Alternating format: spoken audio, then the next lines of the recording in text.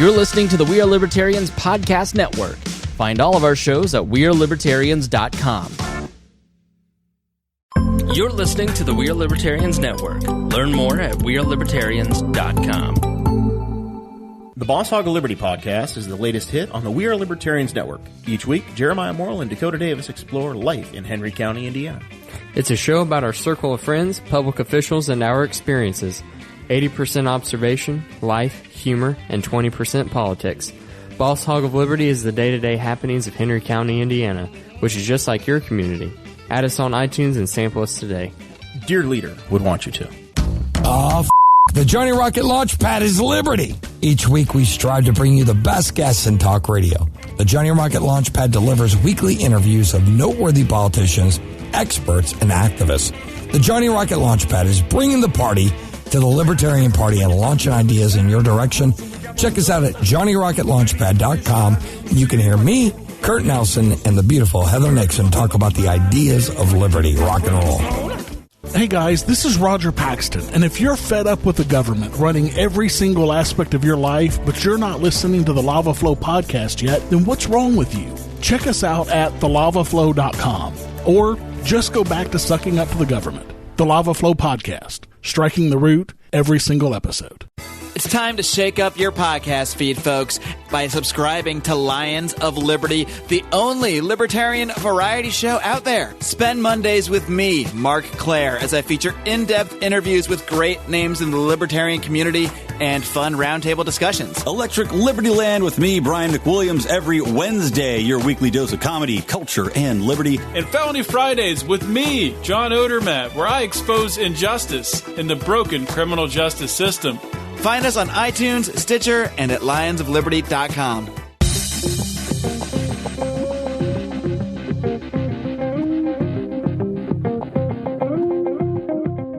Welcome to We Are Libertarians. I'm your host, Chris Spangle. We bring you all of the irreverence modern politics deserves while putting people before political parties.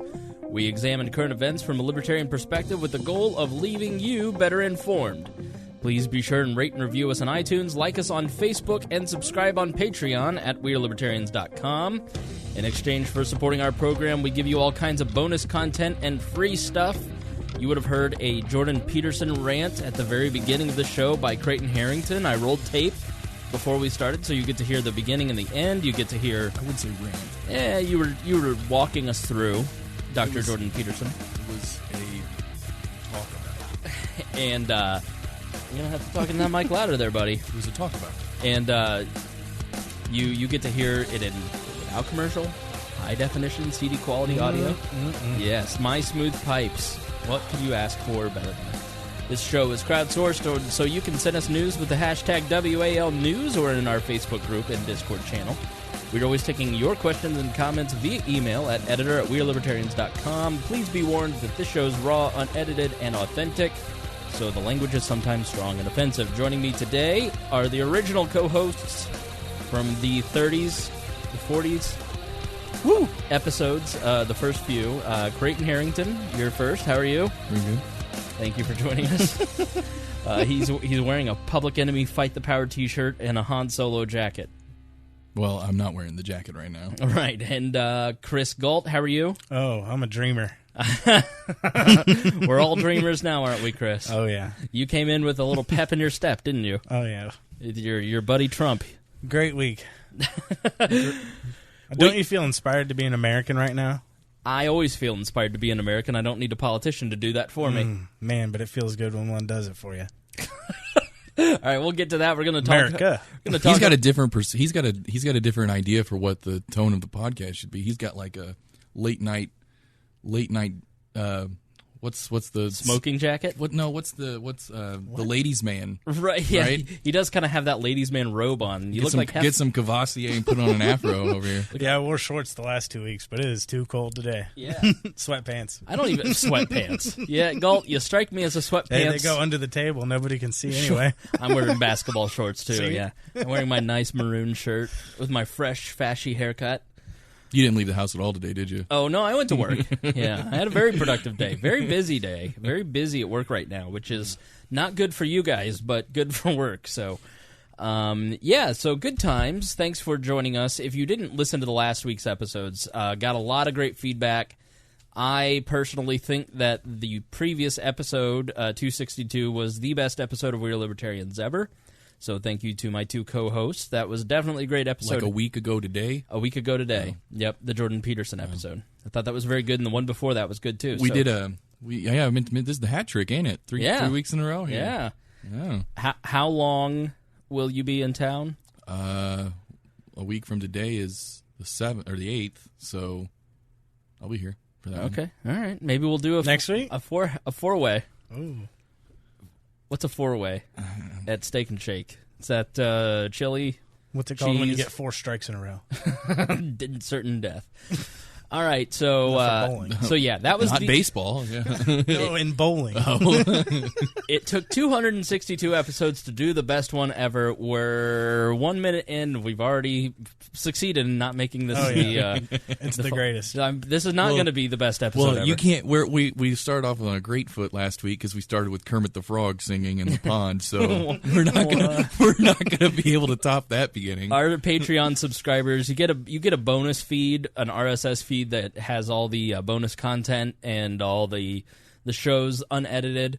Because I literally just take them off the recorder and load them up to the Patreon. I don't edit them at all. You used to. I used to. I used to cut out people's hours. Curse words and stuff. Curse words, breaths.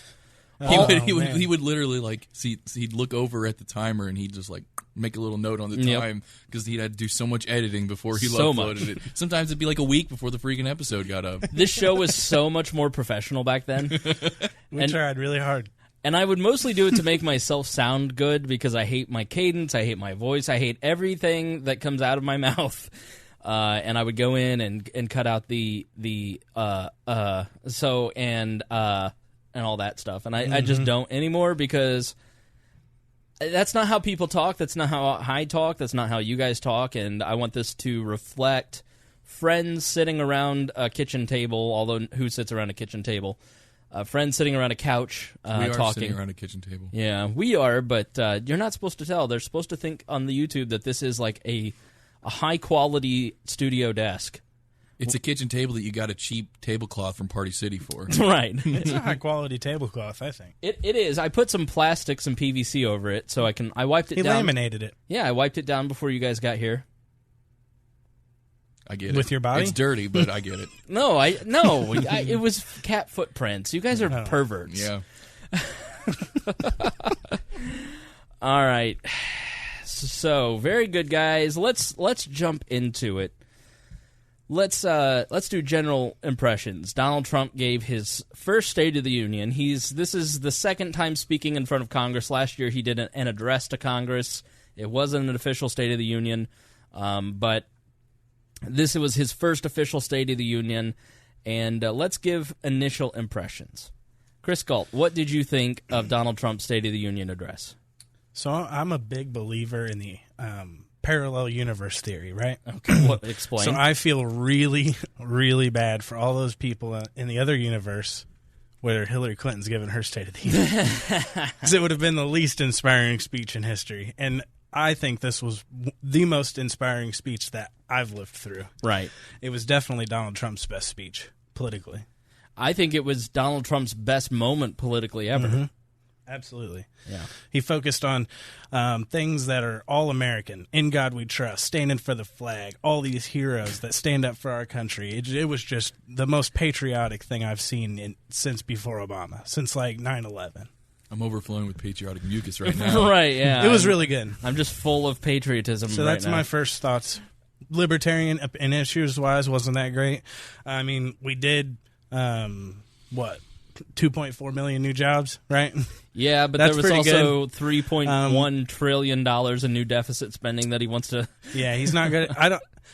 How do we go from the largest tax cuts in history to increasing all this spending? Yeah, well, it's always something that... It's called a Republicans in charge. Because there's countries to blow up, yo.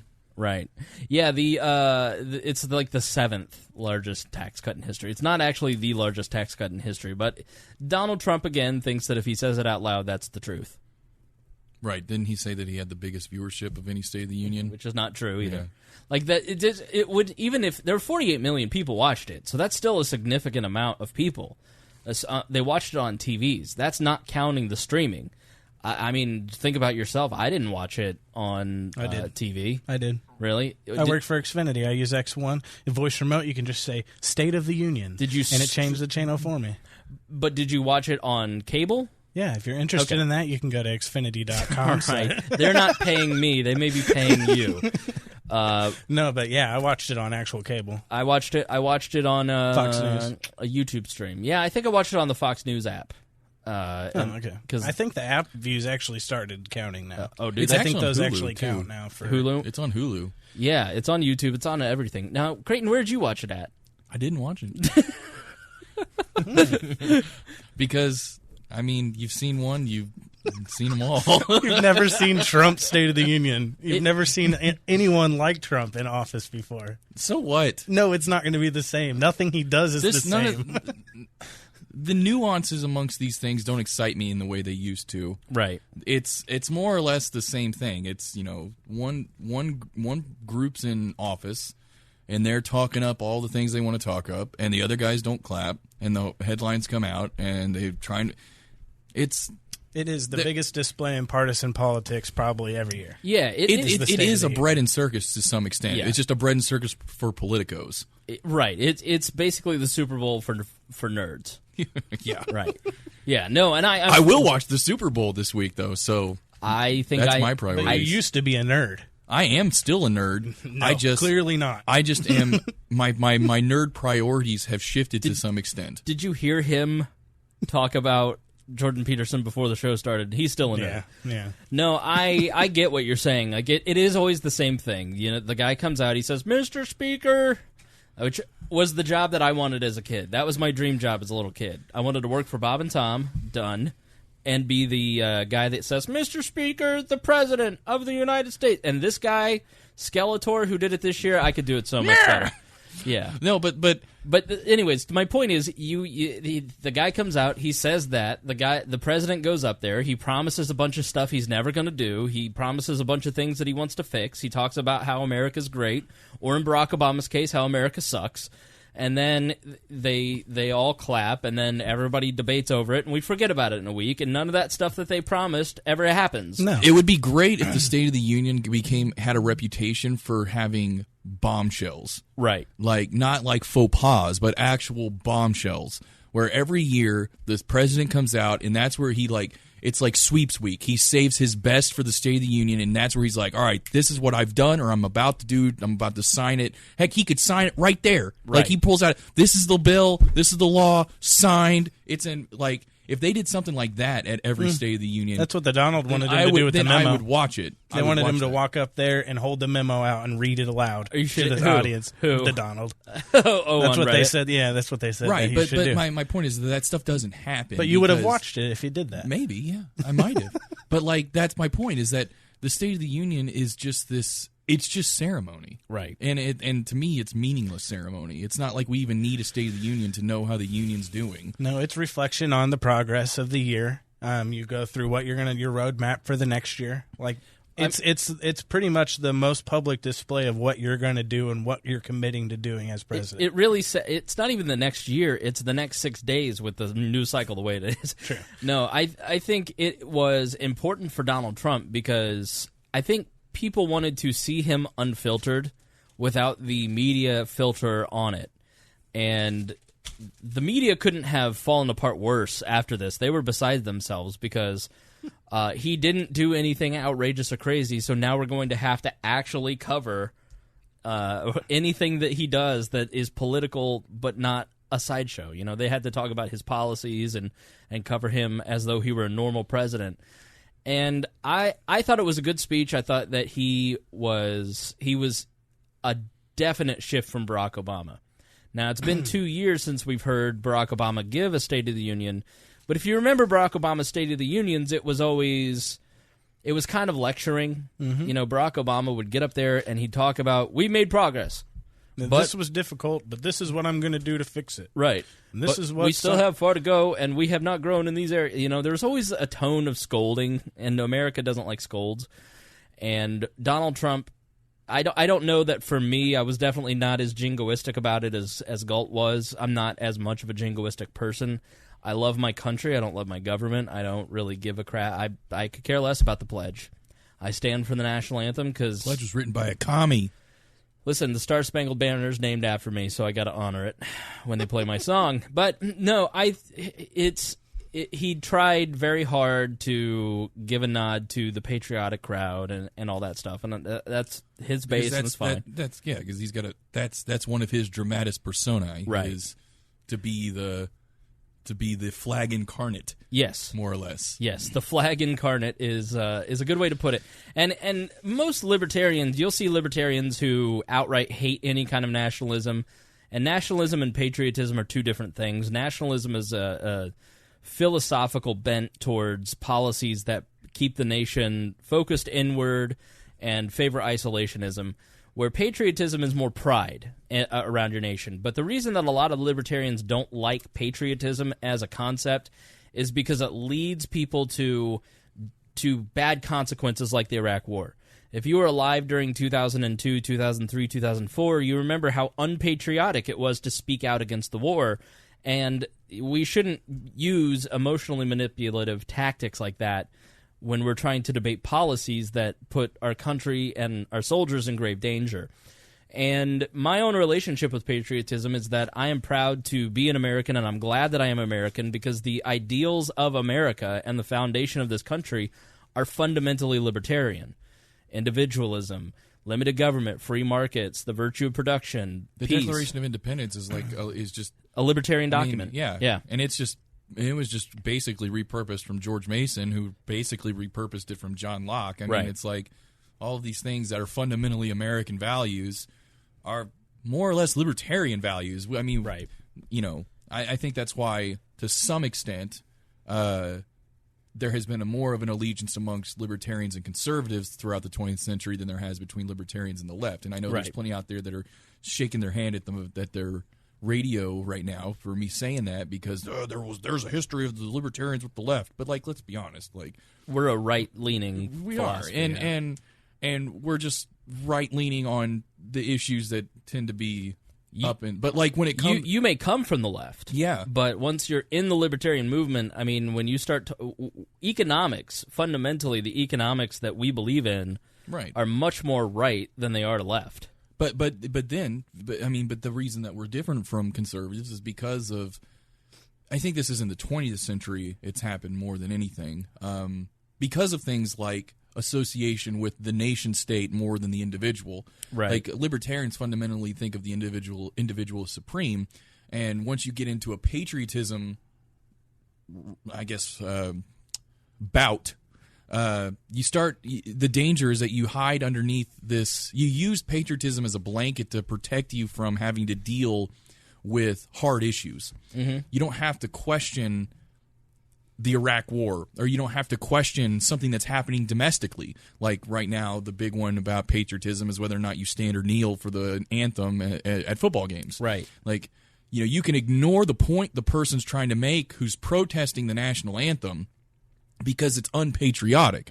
Say, he just doesn't love his country, so I don't have to listen to a word he says. And that's not fair, because that's identity politics, and you're using patriotism not as this positive thing to give you more of a sense of solidarity with where you came from, and you're using it as a means to basically to shelter yourself from the realities of your world, and that's wrong. Don't close your eyes to the bad things that exist because you think that it makes you less patriotic. It doesn't. It makes you more patriotic if you want to fix those things that are happening in your society. But it doesn't fit well with the idea, and frankly, the association with military as being patriotic. If you don't support some sort of military action, or you support reducing the military presence in some way, shape, or form, then you're not patriotic. And that is a very 20th century thing. Yeah, I think Donald Trump's view of American exceptionalism is that we have the biggest military, the most wealth, and we have a white culture. And I don't think that he would expressly put it that way, but that's, in my mind, what a lot of Republicans, baby boomer Republicans, think about when they think about the America being exceptional. Whereas I would define American exceptionalism as a very libertarian way of thinking. We have freedom of speech. We have freedom. Privacy freedoms. We have limited government. We have a capitalist system. These are all what made America great, not having the biggest military. Right. And this is an honest truth. When I was younger, we talk about how schools pollute the young mind and they're just indoctrination camps, and that may be true. And it may not be. But when I was younger, when I say younger, I'm like high school. We talked about the American dream, and people talk about the American dream this, the American dream that, and was the American dream still alive? And the way I was always brought, and this even goes back to like discussions on the founding of America, like what were the Puritans come here for and stuff. I had always had this impression that the American dream, so to speak, and even like I said, Puritans and coming here to practice their religion, it was always they were running from governments. Right. The early 20th century, the Eastern Europeans, the Europeans in general coming here, Irish, maybe not Irish to an extent, but more or less, they had these governments that were, radically abusive, radically tyrannical, and they escaped that. They came to America because America was this shining city on a hill where the government would just leave you alone, and you could go and start your bakery on the corner, and you wouldn't have the jackboots coming in, taking half your bread, and then shooting you in the face. Right. Like, these are the kind of things that they were running from, and that was always like, that's why people want to come here, is because the government will leave them alone.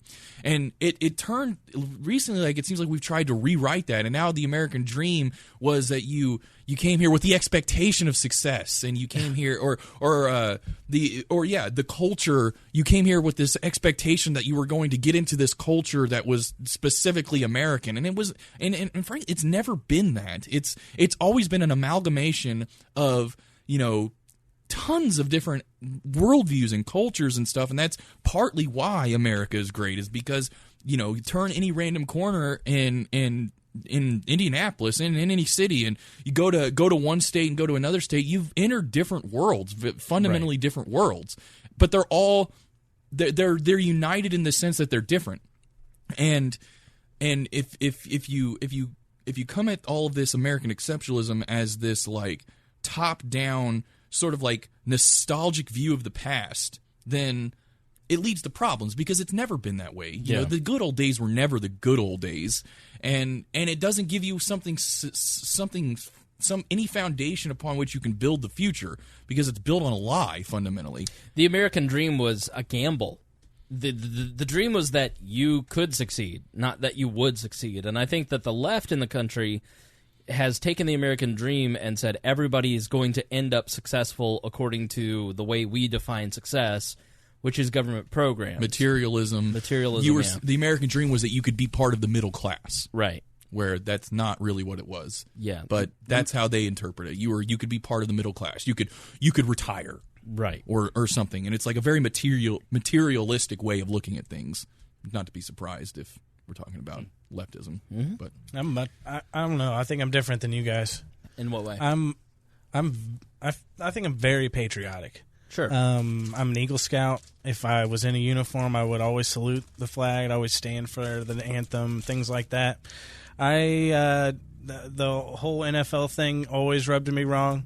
Mm-hmm. Even the libertarians, like they should always be able to do whatever they want, of course. But I never thought that was the right time to do it. Is that great? Did they make any change ever? This whole thing? No, it's just been a spectacle. No, I think that's not true. No, that's not true. I would say that Colin Kaepernick raised the issue. And it got talked about. But then, Facebook hashtags. Good job, guys. Well, that's called society now. But then Donald Trump changed the issue to whether or not it was patriotic. And I would say it isn't. But I'd say it is. That's not even the point. That's what I'm saying. That's not even the point of that. Now you've changed goalposts. Like he's trying to make a point, and instead of addressing his point, you say it's a red herring. Oh, well, that's all well and dandy, but you're disrespecting troops that are dying for your freedoms. It's like that's not the issue. Yeah, so he hijacked the actual conversation. They hijacked the flag. But I would argue that it's the flag doesn't have anything to do with the issues of Does it not? No. What does the flag represent then? If it really only represents the good things? Is that what you're saying? No. Then it also represents It the doesn't bad represent things. everything. What is it? Then what the point? So then every protest in the world can be protested by using the flag? That's the symbol of all protests? No, in America. It shouldn't be. In Saudi Arabia, they burn it in protest. If you're protesting police, then you should go protest the police department. Either the American nothing flag, to do with the flag. Either the American flag specifically represents the United States government. It does. Or it represents the concept of Americanism. And if it represents the concept of Americanism, then it also represents the bad things that happen in our country. And that's what that's why he targeted the flag itself. Not to mention because he knew that it would get people talking about it. But if it represents just the government, it's offensive. even if it does, it got people talking about it because it's offensive. Even if it does represent just the government, then it also represents the bad things the government does. So, like, you're basically trying to say the flag only represents the good things. I have been fighting against the bad things the government does my whole life. That's irrelevant. And I still would not disrespect the American flag like that. All right, so let me ask you this question, Gault. Okay. Do you believe that the flag represents... Is it a political symbol? Globally? Sure. Okay. And domestically. How about to you? To you specifically? No. Okay. It's a symbol of my country. That foundation that you were just describing that you should be proud of. Right. That's what it stands for. Included in that is the First Amendment and the citizens' duty to speak out against injustices that they see in the world. We may not agree with the injustices, but don't people have a right? I do agree with the injustices. Okay. I just don't agree with the way they were protested. Right. Do you think that's where I'm different? Do you think that we would have had? He has so much time in front of reporters to voice an opinion, to have a coherent and discussion about an issue, right? Not to make a grandstand on his knees. But don't you think that doing the grandstand, because he did do that before, but don't you think that during doing that stunt, let's call it a stunt, that's still going on. I went to a Colts game, right? Just one of the last weeks, and they were still doing it, right? They'll still do it next year. And it'll never stop. What's the point? Who cares? Yeah. What's the point? So why are we all how upset good was about that protest? Right. So why disrespect the flag? What's the point? Right. But nobody. He specifically. But why protest anything at all? When was the last time a protest directly resulted in any kind of legal activity of any kind? And that I agree. And that I think is what you're saying. Like, what's the point of protesting? What's the point of protest at all? All you're going to do is turn people like me off again. Its point is to start people talking about things. Right. Colin Kaepernick sat on the bench and then after talking to one of his teammates who was a soldier, started kneeling in protest because he didn't want to disrespect soldiers. An actual veteran told him, yeah, you should probably kneel because it's a little bit better. And he did. But the bottom line is Colin Kaepernick specifically. And the step better than that is to not do it at all to the flag. So I would say that, yes, the flag is a political symbol, but it is also, I don't know what the right word would be besides a political symbol, because it does represent the United States government. But I think to most Americans, it does represent something bigger. It represents heritage.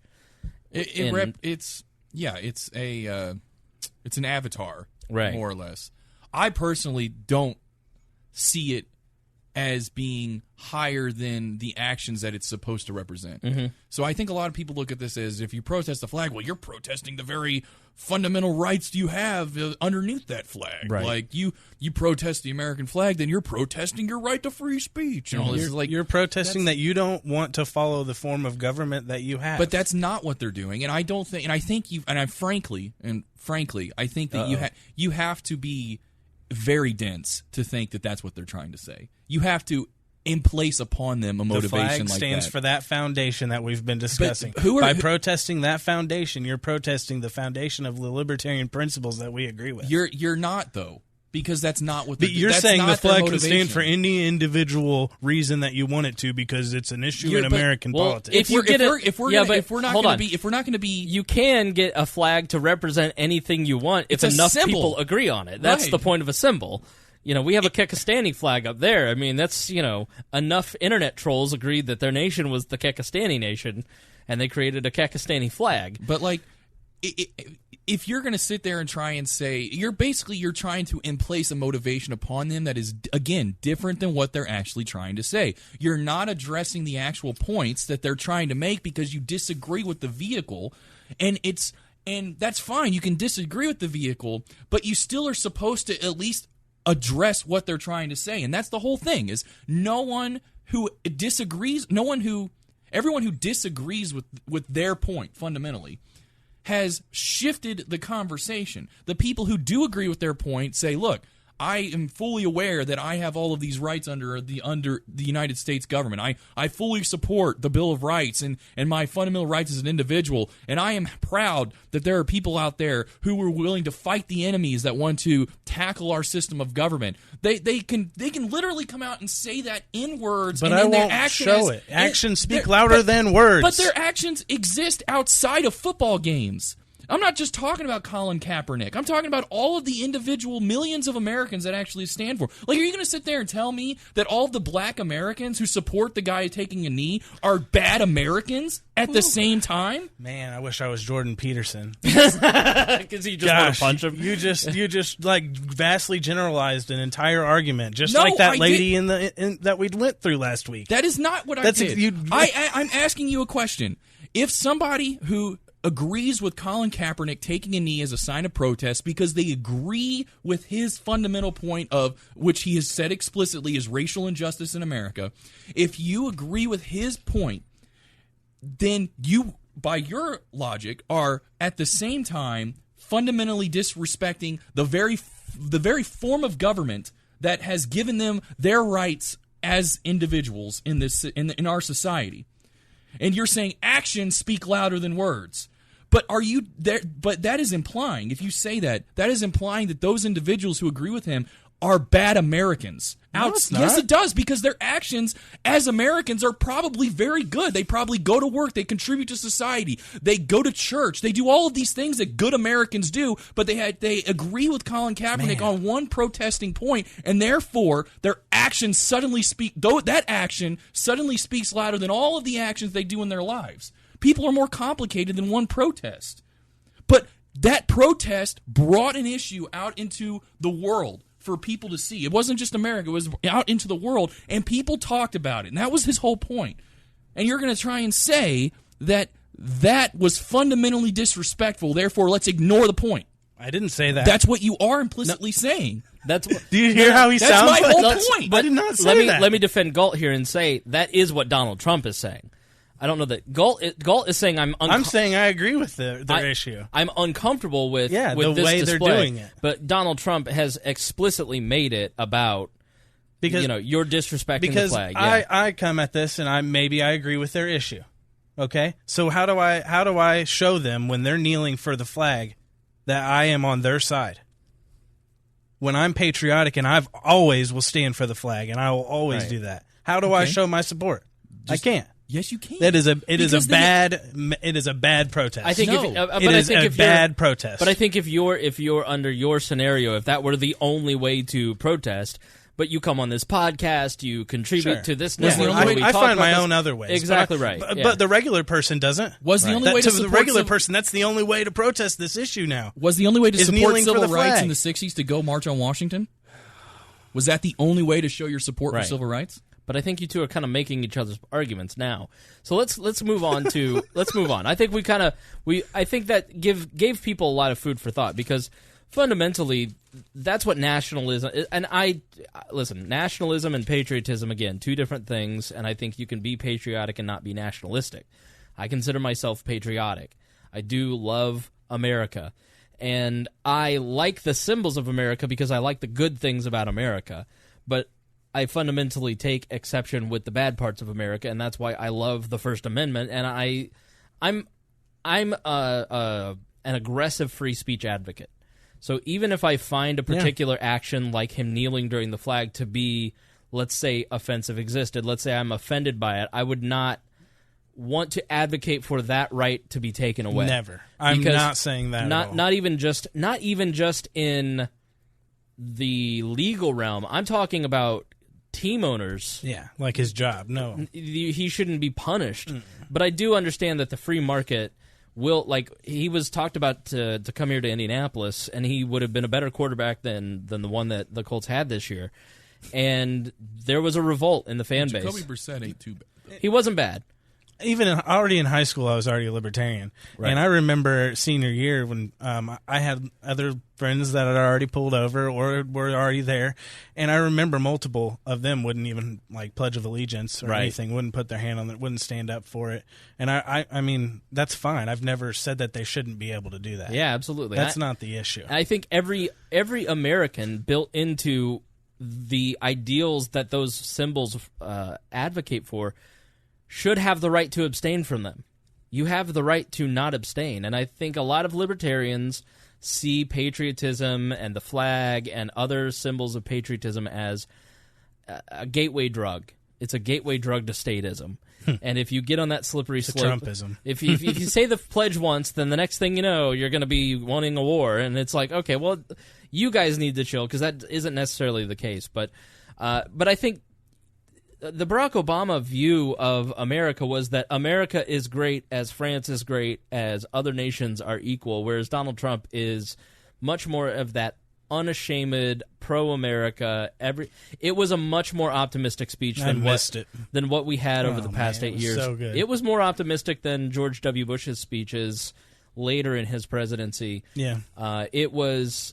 It didn't connect with me in the sense that I felt I mean, I know he probably believes that stuff, but I've lost trust in Donald Trump to say anything that he might mean or that I can count on, so that when he does give a speech like this, because I follow it so closely, I go, yeah, but he's going to tweet something tomorrow that's going to undermine everything he said. He didn't. And listen, the CBS numbers, I mean, let me get the numbers here, but turning the page. Yeah.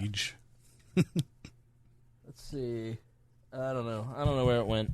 But yeah, it was really incredible, some of the numbers that came out of that speech. So because he didn't do anything absurd during the speech. So if the media, he knew that he just had to sit and wait because the media had nothing to attack him with. Donald Trump, all they did was make themselves even less credible. Donald Trump gave a very normal speech that would have been average it would have been panned if George W. Bush gave it, because it was so long. It was the third longest. And it didn't get panned because Donald Trump is so absurd that when he meets the bare minimum of the presidency, we're all blown away. And listen to these numbers from CBS that happened during the speech. CBS, their YouGov poll and approval ratings. 97% of Republican speech watchers liked it. 72% of independents liked it. 43% of Democrats liked it. Those are really solid numbers. Wow. 75% of America approved of the speech. 8 out of 10 Americans in the poll felt that the president was trying to unite the country with the speech, and 2/3 of Americans said it made them feel proud. Less than a quarter that watched it said it made them feel scared or angry. I'm reading this from the Daily Mail, which I know is not a real news source, but they do the best compilations of things, and the article of this is American People Turning Against Trump-Hating Celebrities. So you know I had to click on that. So they basically break down those numbers, and then they go into, the celebrities on Twitter acting as if he had just committed the Kristallnacht and the beer hall pushed at the same time, and the Night of the Long Knives was right after it. Sarah Silverman tweeted, "I was told darkness could not exist in the light, but here it is for everyone to not see." Jim Carrey tweeted an illustration of sharks across a map of America, then tweeted another weeping Abraham Lincoln, and the caption, "It's my party and I'll cry if I want to." Andy Lassner, this must be a column, producer of the insufferably smug The Ellen Show. which I've never found the Ellen Show to be smug, but okay. Good luck, Saturday Night Live, on trying to make this look any more fucking ridiculous than it already is. Jeffrey Wright raged, can't even watch this vile, deceitful fraud and his bizarre cult of self-interested sycophants. That sounds exactly like what the Oscars will be like. Exactly how I feel about the Oscars. Jessica Chastain urged people not to watch it all. Billy Eichner fumed, the president is a lying, incompetent, racist, misogynist sack of shit. George Takei said, I'm not watching some frothing orange gorilla read off a teleprompter. That's racist. Well, that would actually be really interesting to watch. I would love to see an orange gorilla read off Orange a is not a teleprompter. race, so it's not Right. racist. It's Oompa Loompa. An orange gorilla reading off teleprompter. I would click on that. I know. So, I don't know about you guys, but I really feel like we hit a turning point over the last month, and this kind of crystallized it all. We're in the middle of award season, and every award show is all about how much Trump sucks. They can't even congratulate themselves on anything that's going on. They have to talk about Trump. And let me be clear. I work in comedy. Spending your entire comedic performance beating up on Donald Trump is sad. That's lazy. The lowest form of comedy has been is beating up on Trump, and sorry, puns, you're out. Like, puns used to be considered the lowest form of comedy. Now it's Trump. Now it's Trump hate. No, they suck. They're stupid. Bad puns. puns. Yeah, bad puns, but so you just got to be creative. Yeah. I feel like America has settled a little bit with Trump. I've noticed it in myself. I've noticed it in our audience. It's been since the tax cuts. Yeah, when you're getting $1,000 bonuses in your paycheck, when you're getting more money back every week, the economy's going well. When your tax page is going to be 1 page long next year. I'm up 10% in my savings on stash in 2 months. When you're not required to have health care. I do feel like, and I could be absolutely wrong on this, but I feel like the exhaustion with outrage culture is reaching a tipping point. Yes. Where people are hopefully just so over every single thing being the worst thing that's ever happened. Right. And I think if that outrage culture goes, so does the absurdness of political discourse to a large extent.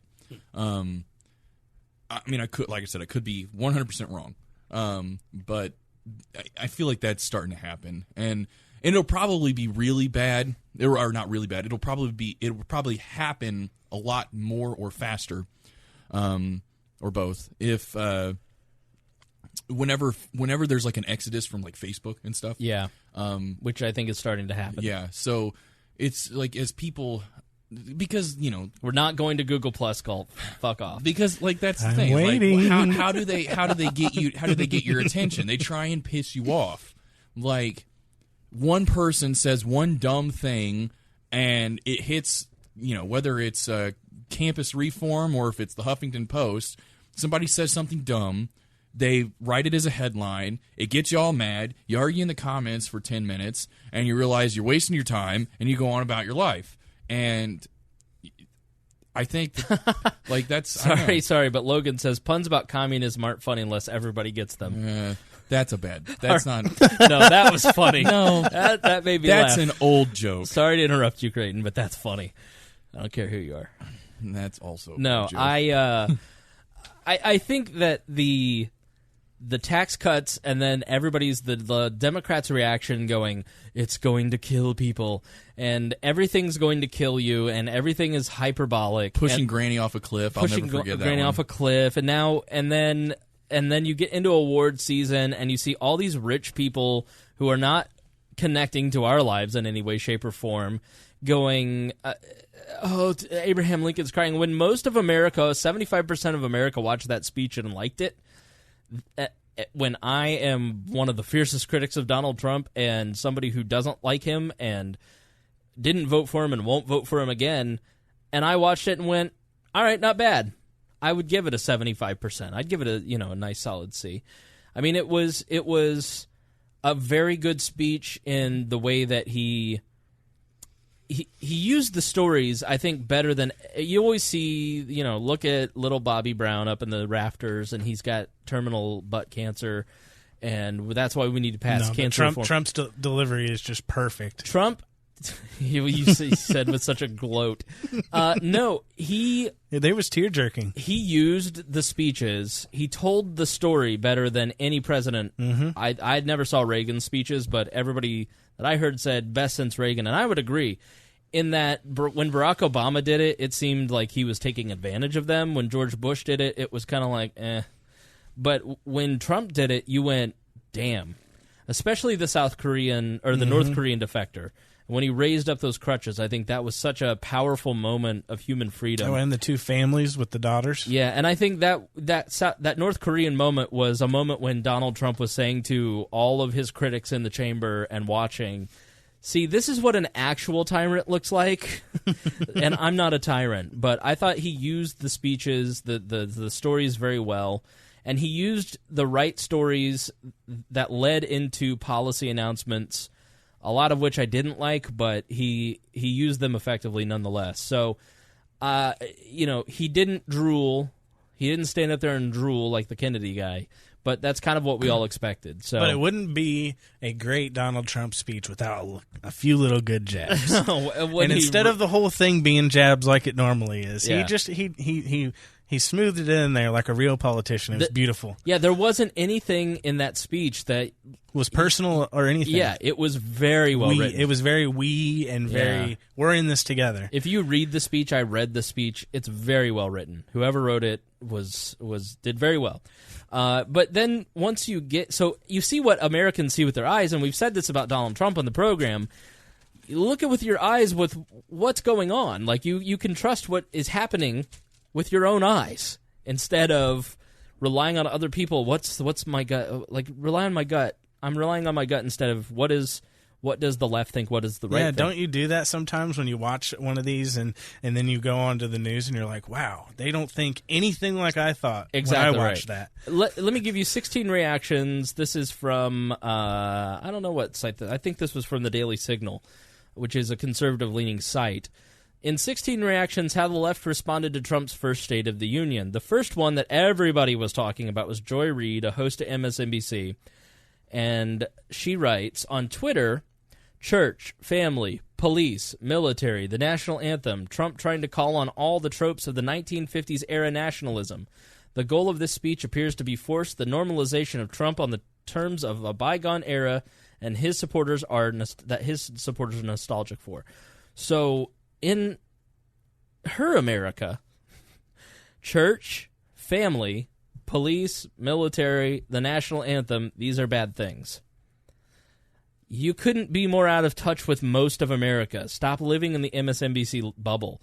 Like, you're going to tell me that church or that family is a bad thing? Like, I can get down with the police brutality being a problem, and we have our over-militaristic, and the national anthem really doesn't mean much.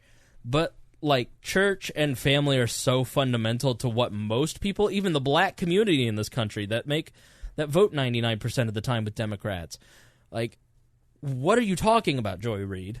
Melissa Michelson, professor of political science at Menlo College in California, tweeted, "Are they seriously chanting USA? I am embarrassed for my country." You mean the United States Congress? Like, what? People chant USA at anything that involves, at hockey games. Anything. That's a dumb thing to be upset about. A Princeton University professor of African American Studies, Keegan Yamahata, tweeted, "The SO2 is officially a Klan rally." University of Maryland College Park sociologist. Yeah. Could you What about all the African American congressmen women? He's eating. Well, they were mad. They didn't stand up or clap or anything. He's eating Sour Patch Kids, by the way, and smashing two Diet Dr. Peppers. Don't tell me how to live my life. Philip Cohen of University of Maryland College Park sociologist called it carnage porn. What does that even mean? I don't know. Nancy Pelosi tweeted, "Did you see her chewing her cud, by the way? Did you see the video? Did you at least see the video of her? Oh, my God. You guys missed Nancy Pelosi's face during that speech. No. It's worth watching. It's chewing what? Her cud. like a cow. You know what cows chew? Like she's literally just like playing with her dentures in her mouth. That's weird. Nancy tweets, the So2 performance last night was just that, a performance completely devoid of serious policy ideas that lead to real bipartisan efforts. But he talked about compromising his whole thing with the wall and letting millions of people become citizens so that he could get compromise and get his wall and work with them, and they just sat there. He said, I want to give you paid family leave. You know what paid family leave is? That is a new entitlement program, so when you have a child, you get to stay home and the government will pay you for it. Chucky, baby. Chuck, we heard from Nancy, now we got to hear from Chuck. After a long and divisive year, many Americans were yearning for the president to present a unifying vision for the country. Unfortunately, his So2 address stoked the fires of division instead of bringing us closer together. I gotta be honest, like, he was trying to be bipartisan and strike a bipartisan tone. I don't believe him. I wouldn't believe him if I were Chuck Schumer either, but at least he was trying. There was nothing he could have said to make Chuck Schumer not say that exact same thing. That's the point. There's nothing that he could have said in his speech that would have made him happy. Right. He is literally... He's just hating to hate. Haters gonna hate. Nancy says that he's putting on a performance like they're all putting on performances. Exactly. These tweets are performances. Yeah. They are demonstrating that they're still with their base. Like, they have to say this stuff, or else their base is going to think that they've gone soft. Right. Like, they're not... They may actually believe it, maybe, but I think their motivation is more to make sure that the voters know that they're still anti-Trump, even though Trump might have had a good night. Yeah. Like, it's all a performance. And that's a great point. Pocahontas tweeted, America isn't prouder when Donald Trump embraces bigotry, hatred, and fear and calls that patriotism. Okay. Sarah Silverman... Was that his Pocahontas voice? That's my Pocahontas voice. voice. Elizabeth Warren. Yeah. I can do better. I'll do better next time. Sarah Silverman says, there's an evil genius in rebranding family reunification to the dehumanizing, infestation-sounding chain migration. What? It's always been called chain migration. That is, in legal circles, what it's called. Rebranding it as family reunification is the rebranding, Sarah. Why do they hate America? I don't know that they hate America. They hate Donald Trump. They hate all the symbols for America, at least. Right? They're disgusted that we would chant USA. What? Why? Here's did they not have control for the last 8 years to implement the changes that they wanted to see in the country? Right. And in 1 year they hate hearing us chant America. Well, they is a broad generalization. No, they as in the people on that list that you just read. Yeah. No, like, why do they hate America so much? I don't know. Well, I think they are virtue signaling to the people that they want to be accepted by. I don't think that they hate America. They love their version of America, which is frankly a form of globalism. I mean, as outlined by Barack Obama. I'm having brain farts like crazy. I'm tired of that. Hussein's his middle name. Hussein, yeah. But they are so out of touch with how most Americans perceived that. And the award shows are massively down because they're so out of touch. And the media is exactly in the same place because they're all trying to be friends with each other. And every celebrity is trying to become a political pundit. Jay-Z's on Van Jones. And every nerd who's ever written for any publication or is on TV is trying to go to the Academy Awards and have famous friends. There is no truth in media anymore. Well, None. There's different... And there's so much smaller media that you don't know what's true either on both scales. At the top, you can't trust them at all, and at the bottom, there's so many different views you don't know. I don't know that I don't look at it that way. Like, when I read the New York Times, I feel that I'm getting the truth, but when I don't. I don't feel like I'm getting the truth when I watch Sarah Huckabee Sanders. The first thing I think when I read a New York Times article is this even true? And I look up another source. No, like I've said, I don't think that they're giving out inaccurate facts. I think they're not giving you the whole story because they don't know the whole story. Well, that and plus, yes, they do. It is impossible to remove bias from any kind of description of current events or history or anything. Like, it's literally impossible. What we hope is that reporters make a good attempt to make it unbiased. But nowadays, it's actually in vogue to be as biased as possible. You're right. Like, let me give you an example. There's this website called Liberty Hangout. Okay, this website and Facebook page is the libertarian version of Gateway Pundit. Okay, and they have an article claiming that the National Libertarian Party disinvited Ron Paul to their convention, when in reality, the guy who was heading the convention in a private chat message just basically said, "Nah, I'm not really. He's not on my radar. I'm not thinking about it." And they basically created a headline that made it look like, Judge Napolitano and Ron Paul rejected from the Libertarian Party convention. The guy was responding to a private Facebook message. He wasn't all that enthused. He was talking to somebody that basically writes for a website where they make stuff up and do this to people.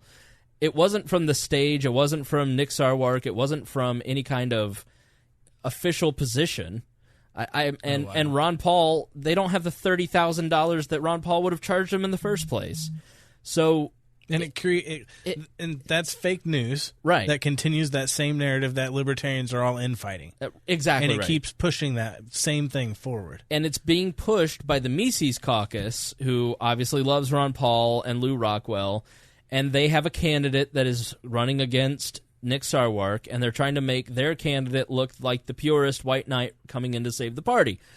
And that's an example of somebody who doesn't have any journalistic training, and if they did, they wouldn't have any journalistic integrity. It's like Micah Wolf claiming that Donald Trump and Nikki Haley had an affair. Doesn't matter how many times she says that's not true, and it's incredibly misogynistic for you to even keep pushing the idea that I got my position because I slept my way to the top.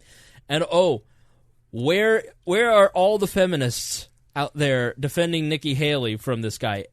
Kudos to what's Brzezinski's name on Morning, Mika Brzezinski, for kicking the guy off the show when he would refuse to backtrack that or at least defend his answer. I mean, it's just a spurious allegation, and it's really disgusting. But you can say whatever you want, but there is some sort of editorial standard. And does the New York Times always get it right? No. Do they always report the right things? No. But by and large, I read the New York Times every day, and I find a lot of stuff where I go, this is really good journalism. This is the stuff we need to be reading about. They've made an extra push to take on drone warfare. That's the kind of stuff that we want. We can't restrict what we call journalism to what is more or less editorialism. Right. Like, if you're talking about, the president is going to push for some new policy and you're just reporting that they pushed for there's going to push for the new, I mean, that's fine. Like, that's just, you're basically doing C-SPAN's work for them. But, like, we tend to think of that's where journalism stops. Mm-hmm. And we exclude things like investigative journalism, just world affairs, like talking about things that happen in other countries. Like, these are all things that are also talked about, but we don't, when we say that journalism's biased, we're mostly talking about the purely editorial aspect of it, which, of course, that's the whole point. Right. Like CNN, there is no doubt in my mind that CNN is incredibly biased against Donald Trump. They may not be left biased, they are, but they may not be left biased, but they are definitely anti-Trump. And that was probably the first 2 hours on CNN in 2 years where there wasn't wall-to-wall Russia coverage. I mean, it is outrageous how much time they spend on the Russia coverage because it's getting them ratings. If you're watching TV news, you're having your intelligence insulted. Plain and simple. If you're watching any form of television news, local TV news is nothing but the blotter report from the police department and weather reports and AP sports reports. There was one exception. Did you hear what happened with him? No. Yeah, he's back. Who? Ben Swann. Ben Swann's back. Yep. He's back. He got $2.3 million from Dash Coin. Yeah, so he could quit at that local cable channel and make some real investigative news. Someone please get me in touch with Dogecoin or Ripple or something. I need to get in on this crypto stuff. But yeah. Good tank today. What did Ripple? Bitcoin? Yeah, that's fine. It's all right. It'll all be good. So let's kind of go through what Robinhood launches next week. Yeah. Oh man, I love you don't have to go Robinhood. through Coinbase anymore. Listen, guys, It's down 1,300. It's in the gonna. past I hope it Bitcoin keeps is. going down and going down. here's what I Ethereum's would. down, and so is like I can buy more of it. I'm going. Here's what I'm going to ask of you. If you want to get your savings right, if you want to get your investing right, please, I'm going to put in the show notes Stash, Digit, and Robinhood affiliate links. And you sign up for these services. If you're going to sign up for Robinhood, if you're going to sign up for Stash, you're going to sign up for Digit, I recommend all three. Please use my link so I can get free money. It costs you nothing. It gives me money. It's a great way to support me. I love Digit. I'm saving up money to go to LibertyCon for Students for Liberty, and I'm using Digit to do that because it's just a basic savings account. I would greatly appreciate the help that costs you nothing. You'll start saving money, and I love Stash. Like I've saved like $300 with these two apps alone. So, anyways, let's go ahead, Gault. No. Let's get into the actual meat of the speech. The Daily Signal, out of all the sites, had the best breakdown of kind of everything. It's like 16 pages here. We're not going to read everything, but it's a really good guide as to what was talked about. And they had the policy people at the Heritage Foundation kind of break things down for us. So we're going to go through some of the highlights here and give you an idea of what was in the speech in case you're like Creighton and didn't listen to it. What? Yeah. Excuse me. First up, so you can break it down into basic sections: economy, law, immigration, defense and foreign policy, energy and infrastructure, healthcare, and education. Tax reform is delivering results was basically what he started with. And talking about the Tax Cuts and Jobs Act was providing tremendous relief for people. 260 businesses across all industries announced raises, bonuses, and new investments benefiting 3 million Americans. Next month, American workers will get a bigger paycheck thanks to tax reform. Woo! Yeah. Yeah. We can all be for that. Yes, we can. So we know we wouldn't have had that with anybody else. Well, I don't know about that. It's expected to result in hundreds of thousands of new jobs and wage increases.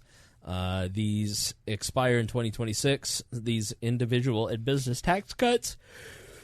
So, but they're not going to. Asterisk, they expire.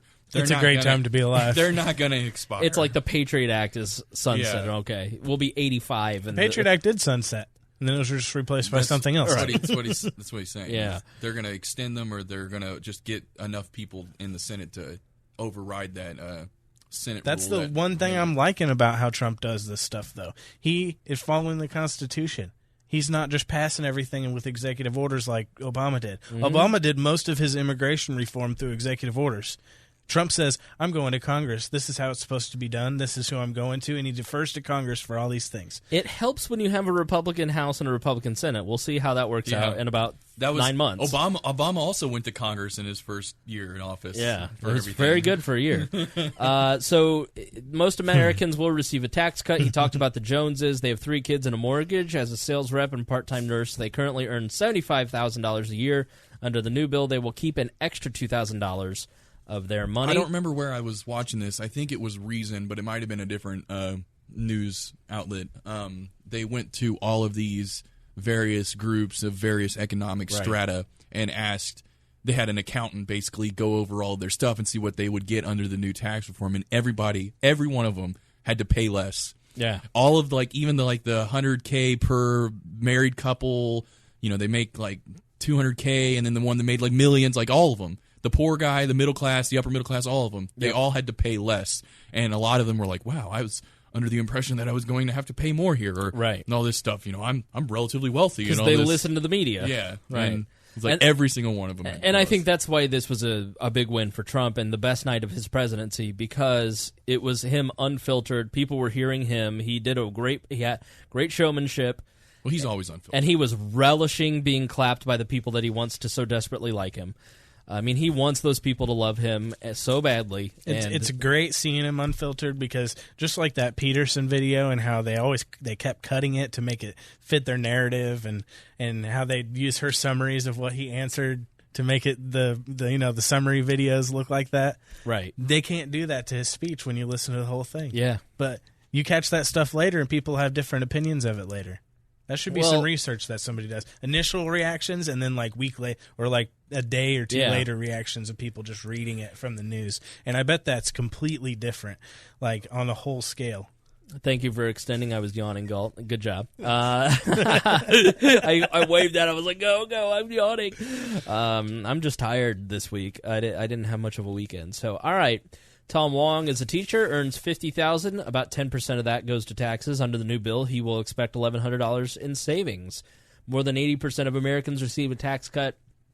Fernandez family owns a blinds and shades business, will get a tax cut. Corporate tax rate. Their hard work paid off, and their company earned $250,000. Now they can invest an extra $13,000 in their business. From 35% to 21% corporate tax rate. That is unbelievable. Yeah, that's where everybody. That's huge. On the left, that's if you talk about, if you look at the narrative of the tax reform immediately during and after its passage, it was that the rich were going to get the tax cuts, and all of everybody else is going to have to pay more in taxes. And then everybody's like, actually, you're misinterpreting the data. That's wrong. And they and a lot of media outlets changed their tune on that, and they said it was some bad, like, it wasn't necessarily factually incorrect, but it was one specific circumstance that was not indicative of everybody's experience under the new tax reform. Right. So they stopped saying that, and then they said, well, now the story was, and this was more because of House and Senate Democrats than the media per se, but the media definitely ran with it, was that the corporate tax does not, the corporate tax cut does not sunset, whereas the individual tax cut does sunset. And that really tells you where the Republicans' priorities are. Mm-hmm. They're with the corporations. They're making their tax cut permanent, and your tax cut ends. It's like, well, and actually the reason that happened was because there's a rule in the Senate that you need 60 votes to make any kind of individual tax cut be permanent.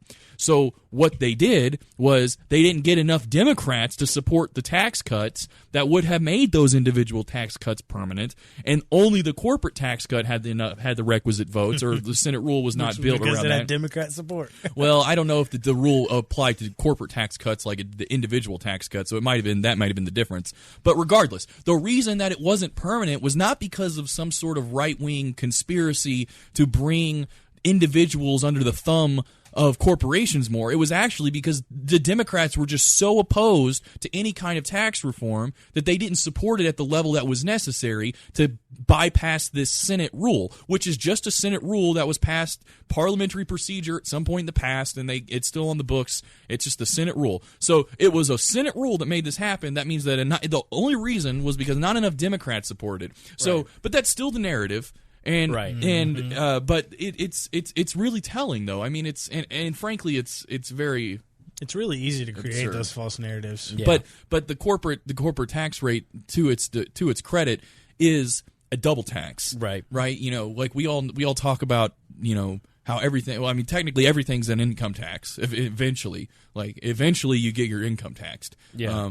But the corporate tax rate is one where you raise corporate taxes. You basically just reduce the amount that they produce because you give them more cost of doing business, and you have less stuff, and so their stuff costs more. So they pass the cost onto their workers and onto consumers more than they do anything else. So yeah, reduce the corporate tax. You're actually going to help out consumers, and workers. And that is the biggest highlight of Trump's amazing speech. Workers, American workers. Is it annoying how much he likes Trump? I know. I don't. Whoa! Where did that come from? You're just very happy about Trump, and like he didn't talk about the Fed. He didn't reduce spending. I know. Like, it's not perfect. I don't like the wall. Well, he didn't say that he was a messiah. He said that you're treating him like he's awesome. I'm just not. I just don't get all the hate. Here's the thing. All right. Here's where I agree with you, because I'm listening to a bunch of libertarian podcasts today. I'm trying to see how did the libertarian podcaster universe respond to President Trump's State of the Union. And none of them do it very well, because none of them follow politics like we follow politics. Jason Stapleton may be the closest in terms of following politics because he does a daily show. Mm-hmm. But most of them don't understand politics fundamentally because they're mostly professors or people who just kind of work other jobs. and having been involved in media and politics for 15 years, I understand how politics works. I followed the news daily, the ups and downs of it for 20 years. And so you kind of have a different perspective. Mm-hmm. And so these guys just kind of fall back on typical anti-government cliches.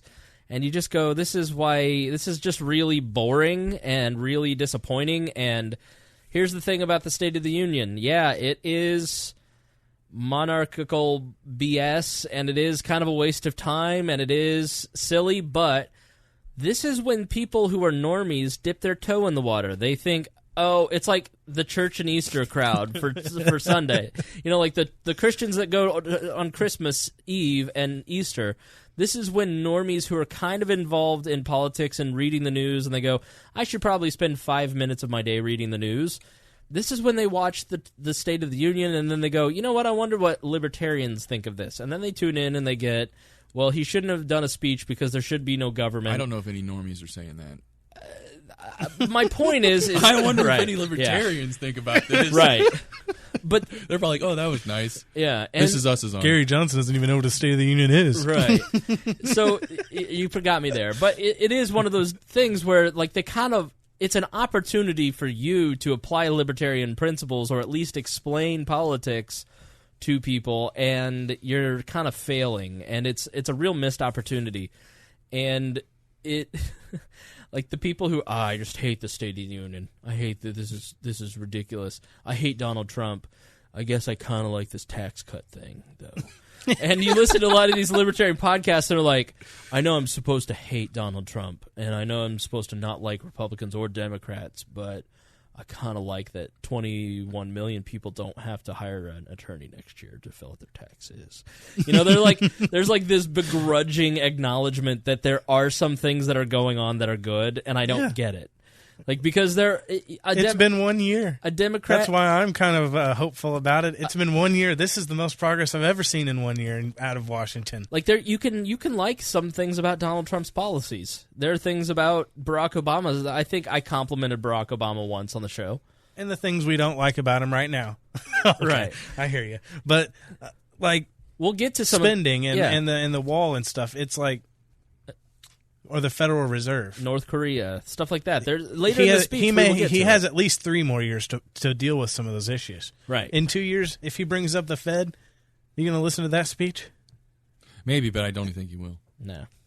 I mean, honestly, just seeing Nancy Pelosi and Democrats cry last night was kind of a treat.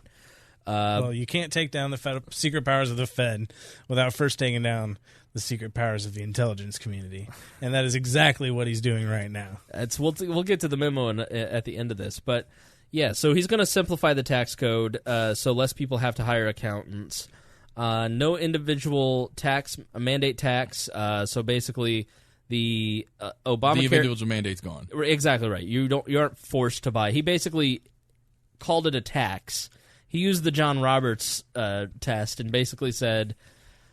No, John Roberts said it wasn't a tax, right? They said it was a tax. It was a tax. Obama and company and the government, the attorney, whoever was arguing on behalf of the government and the Supreme Court, they were saying that it was a fee, but they were allowed to make it a fee. Right.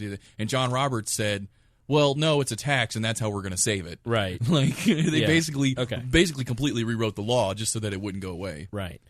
Government reorganization, he highlighted that he's done a lot of things to, quote-unquote, restore the bonds of trust between our citizens and their government. Good luck. You're like the last person that is qualified to do that. No. Second to last. The last was Hillary.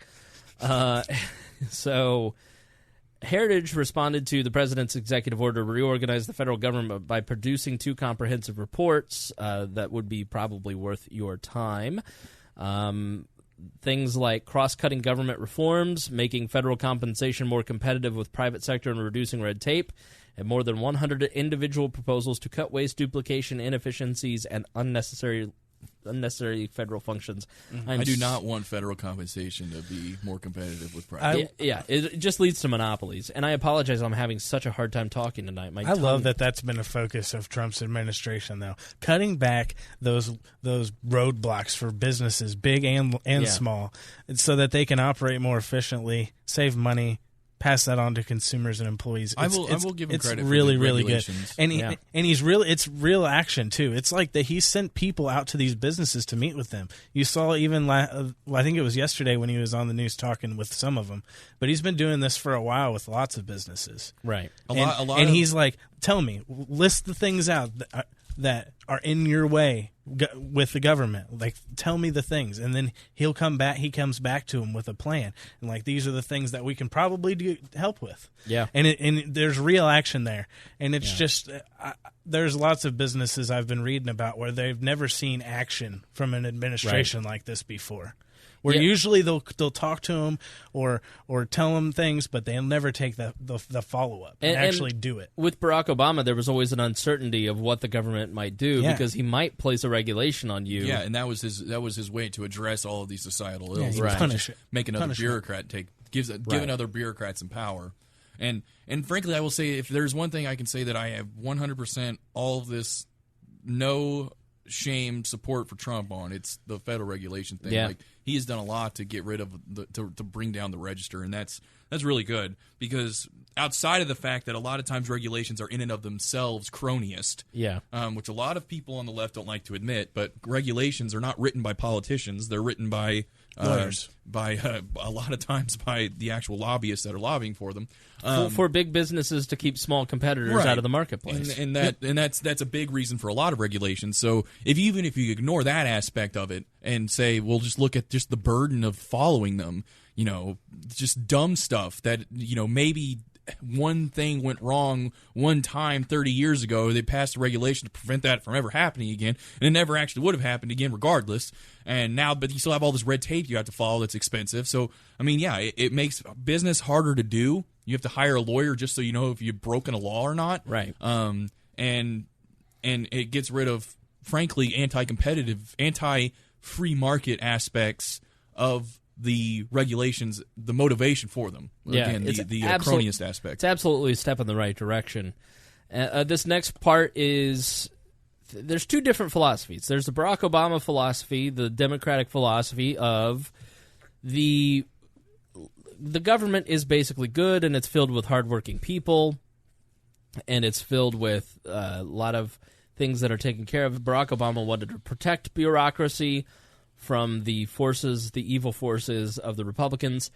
Donald Trump, I think more than any one of those 16 candidates that would have gotten elected, could care less about bureaucrats and is trying to actively root them out. He's like a termite. He's eating it from the inside. And so we can applaud that. And something that's worth noting, and this is something that I think Ludwig von Mises wrote about, is that bureaucracy is self-perpetuating. Right. There's not you don't understand bureaucracy. I think it was Thomas Sowell who said something. I'm paraphrasing, and I'm probably butchering it, but you don't understand bureaucrats until you understand the only thing bureaucrats care about is process and not results. Right. And that's the whole thing. It's like bureaucrats are, if they fix the problem they're supposed to fix, they're not needed. Yeah. And so you can realize the incentive is backwards there. Like, right. Their existence relies on the problem, and their existence is more profound if there are more problems. Mm-hmm. So a bureaucrat lobbying for more regulations is like, oh well, they're there, they see the problems. They're probably inventing problems. Yeah. So a bureaucrat is a self-perpetuating machine. And I wouldn't qualify Barack Obama as a good leader, and he was really in a lot of ways lead bureaucrat for those 8 years. I wouldn't qualify Donald Trump as a good leader either, but at least he's hostile to bureaucrats. And he's doing everything he can to remove them. He said to... Was Bush a good leader? Yes. Okay. I think he was. At the beginning, he was. Yeah, sure. I think during the... Right after 9/11, he was probably the most presidential president we've ever had. Yeah, I think that was the... period when he was a good leader. I think his judgment on Iraq was his Iraq war abysmal. was when he went... Yeah. He not only made the wrong decision in going to Iraq, but he also operated the war at that period in a very poor manner. And I think if you look at the ISIS result, you see Donald Trump has put the right people in place to, if you're... Listen, as a non-interventionist, we shouldn't be there. But if we're going to have the destruction of ISIS, Jimmy Mad Dog Mattis has been better than David Petraeus was, or McChrystal before him. So, so in that respect, Trump has been a good judge of. By all accounts, Mattis is very well liked and one of the most popular people to ever serve at the DoD and in the military, and isn't one of these guys who is. I get the sense in reading about Mattis that he is one of those people who doesn't want to go to war. Like, he's actively trying to avoid wars, And It seems like, which is ironic, given that his nickname is Mad Dog. Well, he's also called the Warrior Monk, and he's very well educated. Mattis is a fascinating character to read up on, and I think if we stay out of wars, it's largely because of Jimmy Mattis. I don't think you had that in Tommy Franks and some of the other people that we had during the Bush administration. I think you had people that were really pushing him to go to war, in Paul Wolfowitz and Dick Cheney, in Donald Rumsfeld, and these were the same people who fucked up Vietnam. So these people shouldn't have been advising George W. Bush, and that in and of itself is a failure of leadership. But in the days after 9/11, I think it's hard not to think that he was a good leader during that period. If you were cognizant, I mean, I was 18 and I was weeping at every George Bush speech in that period, because I was just a mess. But you can never prepare for those things. You can't. No, I mean, there's no school to teach you how to be president on 9/11. Tomorrow. Right. God forbid. So reforming the federal workforce, Congress should respond to the president's call, they write, to, quote-unquote, empower every cabinet secretary with the authority to reward good workers and to remove federal employees who undermine the public trust or fail the American people. Rachel Gressler of the Heritage Foundation writes, removing a federal employee should not be tantamount to a criminal prosecution and take well over a year to complete. It should be less burdensome to remove federal employees, and the federal government should become more competitive and result in $300 billion in taxpayer savings over a decade. I don't believe that you can run a government like business. Business and government are two completely different things. They operate on completely different signals. Yep, but they're fundamentally not trying to do the same things. Right, but you should be able to remove people. It should be easier to fire and hire, for sure. Especially FBI. Yeah. When we talk about the memo, never mind. I'll wait through the memo. All right, so sizing down the administrative state. On Tuesday, Trump said that his administration has eliminated more regulations during its 4 years in office than any prior administration in history.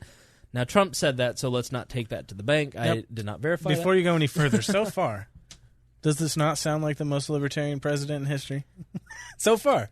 In history? No. I don't know about it in history. I'm ignorant of what James K. Polk did, but since World War II, at least over the last 50 years, yeah, I'd say out of Bush and Obama, definitely. Maybe probably. But we're still only first. You didn't want to give that to me last week. That's why I'm asking. Well, we're about to get to the little non-libertarian. Oh yeah, I know. That's why I stopped. You also weren't just talking about achievements. You were talking about stated goals as well. Right. Long-standing criticism of the administrative state is that it imposes unduly burdensome cost in the American economy through the issuance of blizzard of unnecessary rules that stifle investment and reduce employment. In 2015 alone, the Obama administration imposed more than $22 billion in annual cost on the nation. During the presidential campaign in the first year of his administration, Trump made it clear that they need to address that problem. He's tried to carry out this reform in two ways. First, he appointed Mick Mulvaney to head the Office of Management and Budget, which that is a good. Yeah. Mick Mulvaney, even before this, he was a Liberty Caucus guy. Right. That guy is good. Yeah, he's not great on the Fed, but overall, that dude is really good. So that in and of it, frankly, if there's anything that's as far as what he's done, that's probably the most long-standing. It's appointments. Yeah. Other than Jeff Sessions, his appointments have been really good. Yep, I agree. He also appointed Naomi Rao to head the Office of Information and Regulatory Affairs. Together, they see their mission as implementing the president's goal of eliminating unnecessary regulations. Second, Trump issued a series of executive orders directed at senior agency officials to aggressively review the effects of the excessive federal agency regulations have had on economic growth and to eliminate unnecessary rules to ensure that agencies do not act in ultra-vires manner, that must be a typo, and to respect the values of federalism, and to always measure and be guided by the costs and benefits of any rule an agency considers. Third, an additional step in his regulatory reform, Trump signed 15 congressional joint resolutions passed under the Congressional Review Act of 1996. Those joint resolutions nullified agency rules promulgated during the last year of Obama's administration, or in one case in 2017 by the Consumer Financial Protection Bureau. Did he get rid of that completely, or just... No, he basically made it a zombie organization. Okay. He put Mulvaney in charge of it, and Mulvaney's, Yeah, because that's what they said, oh, hey, how can we deal with the financial crisis? Back in 2008, Obama took over. Well, how can we do it? Well, we'll make a new department that is in charge of making sure that, that's always your solution, is just, we just need another department. We need some more bureaucrats. So we're one bureaucrat away from utopia. So now we start to get into the stuff that we're not crazy about. He's been inconsistent on trade. First year of the Trump administration, the Heritage Foundation, a conservative think tank, writes, has seen more towards movement toward economic freedom than most proponents of limited government, pro-growth policies had hoped for. However, the trade policy and rhetoric of the past year runs counter to these job-creating trends. Protectionism. Yeah. So they say, for instance, suppose a foreign company builds an oil processing facility on a barge in Houston. If the facility and its jobs is towed away to another country, the value of the facility counts as an export, and shipping the barge away tilts the balance of trade towards a surplus. If instead the facility is permanently moored in Houston, it adds to our foreign debt. For most people, trade surplus sounds better than foreign debt. In both cases, our hypothetical example, a foreign company paid for something made by Americans, but in the worst-sounding case, the permanent operating jobs stay in the U.S. So trade deficits are meaningless. Right. And I say that knowing that every economist is going to be like, blah, blah, blah, blah, blah. but like the balance of trade is always technically equal, unless you print money, and then there is technically a surplus. But that goes away when the money gets out and the value of the dollar we changes. always print money. But I know. But my point is that to put on my economist hat is that there's always going to be a net. This is something you can very easily see in a book like Economics in One Lesson, which I don't know if I've ever mentioned that one before. We all have a million times. But that one, basically, the balance of trade is always going to be more or less equal, unless, again, there's more money printing. Because if you buy Chinese goods, then what does the Chinese guy have? Dollars. Right. What are they going to buy with dollars? They're going to buy American goods. I mean, that's a simplification, but you can imagine that all that happens is the hands in between you buying the Chinese good. There's a bunch of hands. There's a bunch more steps. There's much more people it has to go through. Mm-hmm. But ultimately, it all comes down to your money doesn't actually represent anything but past production. So when you buy stuff from another country, you're trading them goods that you've produced, and they're trading you goods that you've produced. Right. And if you think about it that way, there is no trade deficit, more or less. You're just trading goods. Mm-hmm. You just have to remember that money represents past production. Again, printing money, if the Fed just printed $1 million and bought some Chinese good, they're actually going to work out better at the end, because by the time the Chinese start spending all that money, it's going to actually become devalued, and they're going to be able to get less with that than we were able to get from them. Right. But after they've done that and the value of the dollar evens out, it comes back to this parity thing. So trade deficits, which Trump likes to talk about, and economists in general, I think, like to talk about, and maybe I'm radical for saying that the trade deficit doesn't matter, because technically it does in a political sense. But it ultimately, economically speaking, doesn't matter. Right. And if you're a free trade guy, then you have to. Those mercantilism, but back during pre-Adam Smith days, was one of their big things, was about the net balance of payments. They wanted more gold in their country than out of it. Right. Because they fundamentally didn't understand what trade was, and that's really what somebody who talks about trade deficit is doing. They don't really know what trade is. Why are you laughing, Gault? I just like listening to Creighton talk sometimes. The autism flowing out of his mouth. It just kept going. Yeah, it's it great. Was like though. 3 stories in a row. I know. It was like, can he not move to New York? This is great. This is They were all relevant. They were all related. Absolutely. Yeah. He's going to seek a UK-US trade agreement. Ooh, good. Trump briefly mentioned, which is ironic that it was briefly, about appointing excellent originalist judges. Oh, yeah. That he's remaking the judiciary. To date, the Senate has confirmed 13 courts of appeals judges, more than any U.S. president in history. Trump, on judges, did you see today that there was this was on Reason? So you had to cut him off for that? Yeah, because there did he appointed Alito, right? No, that was Bush. Okay, no, are you no, sure? it was Rogers and Alito. Okay, so Gorsuch, there's a case in front of the Supreme Court right now that they're taking arguments, and I'm going to butcher the facts of this case. But more or less comes down to a woman or a guy, somebody rented a car, and then they let their friend drive the car without actually having them on the rental agreement. And that guy got pulled over, and they searched the car, and they found heroin and some guns in the trunk. And the guy who drove the car is basically, it's all the way to the Supreme Court now. They wanted to throw it out saying that they didn't have a warrant to search his car. And he didn't give, so they have to throw all that evidence out. And the government's like, well, he wasn't on the rental agreement and all this. And like, so he doesn't have the rights to that property. And so there's this argument going on amongst Gorsuch and Alito. Right. As to what definition of property right are we allowed to interpret here. Gorsuch wants to say that Fourth Amendment rights apply to anyone to whom has a title to the property, even if it isn't like explicit. So like the person who actually owned the property was the rental company, but they gave title to the person to drive the car. Right. That person did not give any physical title to this guy to drive it, but Gorsuch wants to say he still has the Fourth Amendment right to say you can't search this vehicle because I am currently...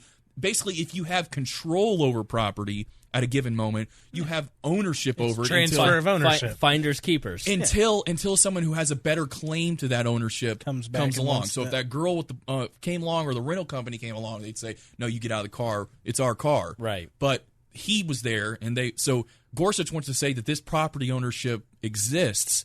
And Alito does not, because this would be a new definition of property under Fourth Amendment law, as far as I can understand how the case is turning out. And this would actually throw out a lot of other types of these cases, and it would be a very, very big interpretive step for defining property rights. And Alito knows that, and he doesn't like it for some reason. And Gorsuch does. So if you're a law nerd, that's something to watch. Because Clarence Thomas, Scalia, and Gorsuch now always were very strict originalists. And I always got the sense from Alito and Roberts that they were always going to go liberal the longer they were on the court. Mm-hmm. And those were both Bush picks. So, Gorsuch is definitely a huge win. I mean, somebody who's been published in the Cato Journal. I mean, he's, big win. And for libertarians. Yeah, and he needs to completely fill as many spots as he can. And I think that the reason Trey Gowdy is resigning from Congress is that Trey Gowdy, who is a jurist at heart, wants to be appointed to one of these appeal courts or something else, maybe Supreme Court. Yeah. Judge Napolitano for Supreme Court. Yes, there was talks of it. With the appointment of judges like Neil Gorsuch, Amy Barrett, David Strauss, and others, he has done this flawlessly. With more than 160 vacancies, the president work is far from done. He definitely appoints constitutionalist judges, people that respect property rights as libertarians. He also wants to protect... let me just read this, because this is great. President Trump correctly praised the constitutionalist judges he has appointed and continues to appoint. He also highlighted the defense of the right to bear arms under the Second Amendment and protection of religious liberty under the First Amendment, things that we like as libertarians. This is something that I liked. Trump focused on economic policies that are creating an economic boom that benefits everyone, embracing workforce development and enabling everyone to realize their full potential. Therefore, he rightfully addressed legal reform that would better prepare convicted criminals to return to society, as 95% of all convicted offenders do, to lead law-abiding, prosperous lives. As America regains its strength, he said, it is important for Congress to tackle prison reform in order to help former inmates who have served in their time to get a second chance at life. The Trump administration should work with Congress to incentivize eligible convicted individuals to participate in mentoring, job skills training, addiction treatment, and other recidivism reduction programs, the Heritage Foundation says. And I agree. First step is get rid of drug laws. Absolutely. Like later on in the speech, he talked about MS-13. And you know why MS-13 and the Latin Kings were formed is because illegal immigrants were put into California prisons based on low-level drug offenses. They were thrown into prisons with black gangs and white gangs, and in self-protection, they formed MS-13 and the Latin Kings. It was a prison gang. It birthed in prison. All of those different gangs are fueled by the drug war. Yeah. And then when they finish their time, they get shipped back to El Salvador, Guatemala, all these Central American countries. And now you have narco states in these Central American countries because these gang members went back to their home country where they had no roots. And now they run the countries. They're vicious. They're as vicious as the Colombian cartels as Escobar was. They are like psychopaths. Right. And I'm not just saying like, oh, they're interested in their own self-interest and they want to make money. Like you look at them crossways, they'll cut your head off. Yeah. And they'll show your family and they'll kill your grandma. Like, they're crazy. And so you know what happens? Now the peaceful people of El Salvador and Guatemala are trying to immigrate here to get out of that situation, to get away from the gangs that our drug war created. And then now we're going to shut the door on them. So Americans' policy towards drugs is asinine. And it's not only ruining so many lives in this country, it's ruining entire countries south of us. Like even if we let's ignore, if we look solely at the if we look at how drugs are bad, like what is the best reason for people to not smoke, to not do drugs? It's because they're bad. Drugs are bad. They're bad for you. They break families up. They cause addiction, and they do. But if let's granted, drugs are horrible. They're not more horrible than the crime that prohibiting drugs has created. Exactly right. And that's fundamentally, to me, a cost-benefit analysis that I don't think it should ever be ignored, and I think is ignored to a large extent. I mean, and even if we go past that, the criminalization of drugs has created a problem amongst using that just creates epidemics. Mm-hmm. Like the opioid crisis is I mean, I'm not an expert on this stuff, so take what I'm saying with a grain of salt, but I would not be surprised if the opioid crisis in and of itself you could say fundamentally it is a result of the criminalization of drugs. Right. Like the opioids themselves are probably illegal to a large extent. I don't know how many of them are actually got through prescription, but like the fact that they can't like smoke weed induces them to do harder drugs. Right. Like they've made those connections. Once the Nixon administration, which Ehrlichman freely admits that to win re-election in 1972, they couldn't criminalize being a leftist or a black, so they criminalized drugs. Yes. So then they could target black communities, black activists, and liberals. Quotes from Nixon administration. Like this is actually on the record. His chief of staff, basically saying. And so once they started cutting down pot users, then cocaine rose up. So then Reagan started going after cocaine users. Then crack popped up. Then they started going after crack, and then meth popped up, and then they started going after that.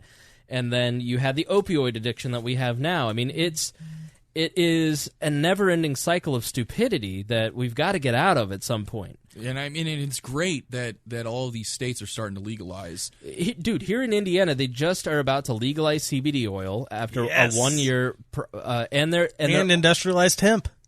Industrialized hemp. You are going to drive past a cornfield now and see hemp plants growing there. Listen, that is going to happen. If you are in Indiana, Gene Lysing, Jim Lucas. Gene Lysing is the Senate Republican. And Jim Lucas is the House. Right. But no, she is the one who will end up stopping this. Oh. I was talking to the boss hog of Liberty, who is represented by Lysing, and basically she is not in favor of the bill.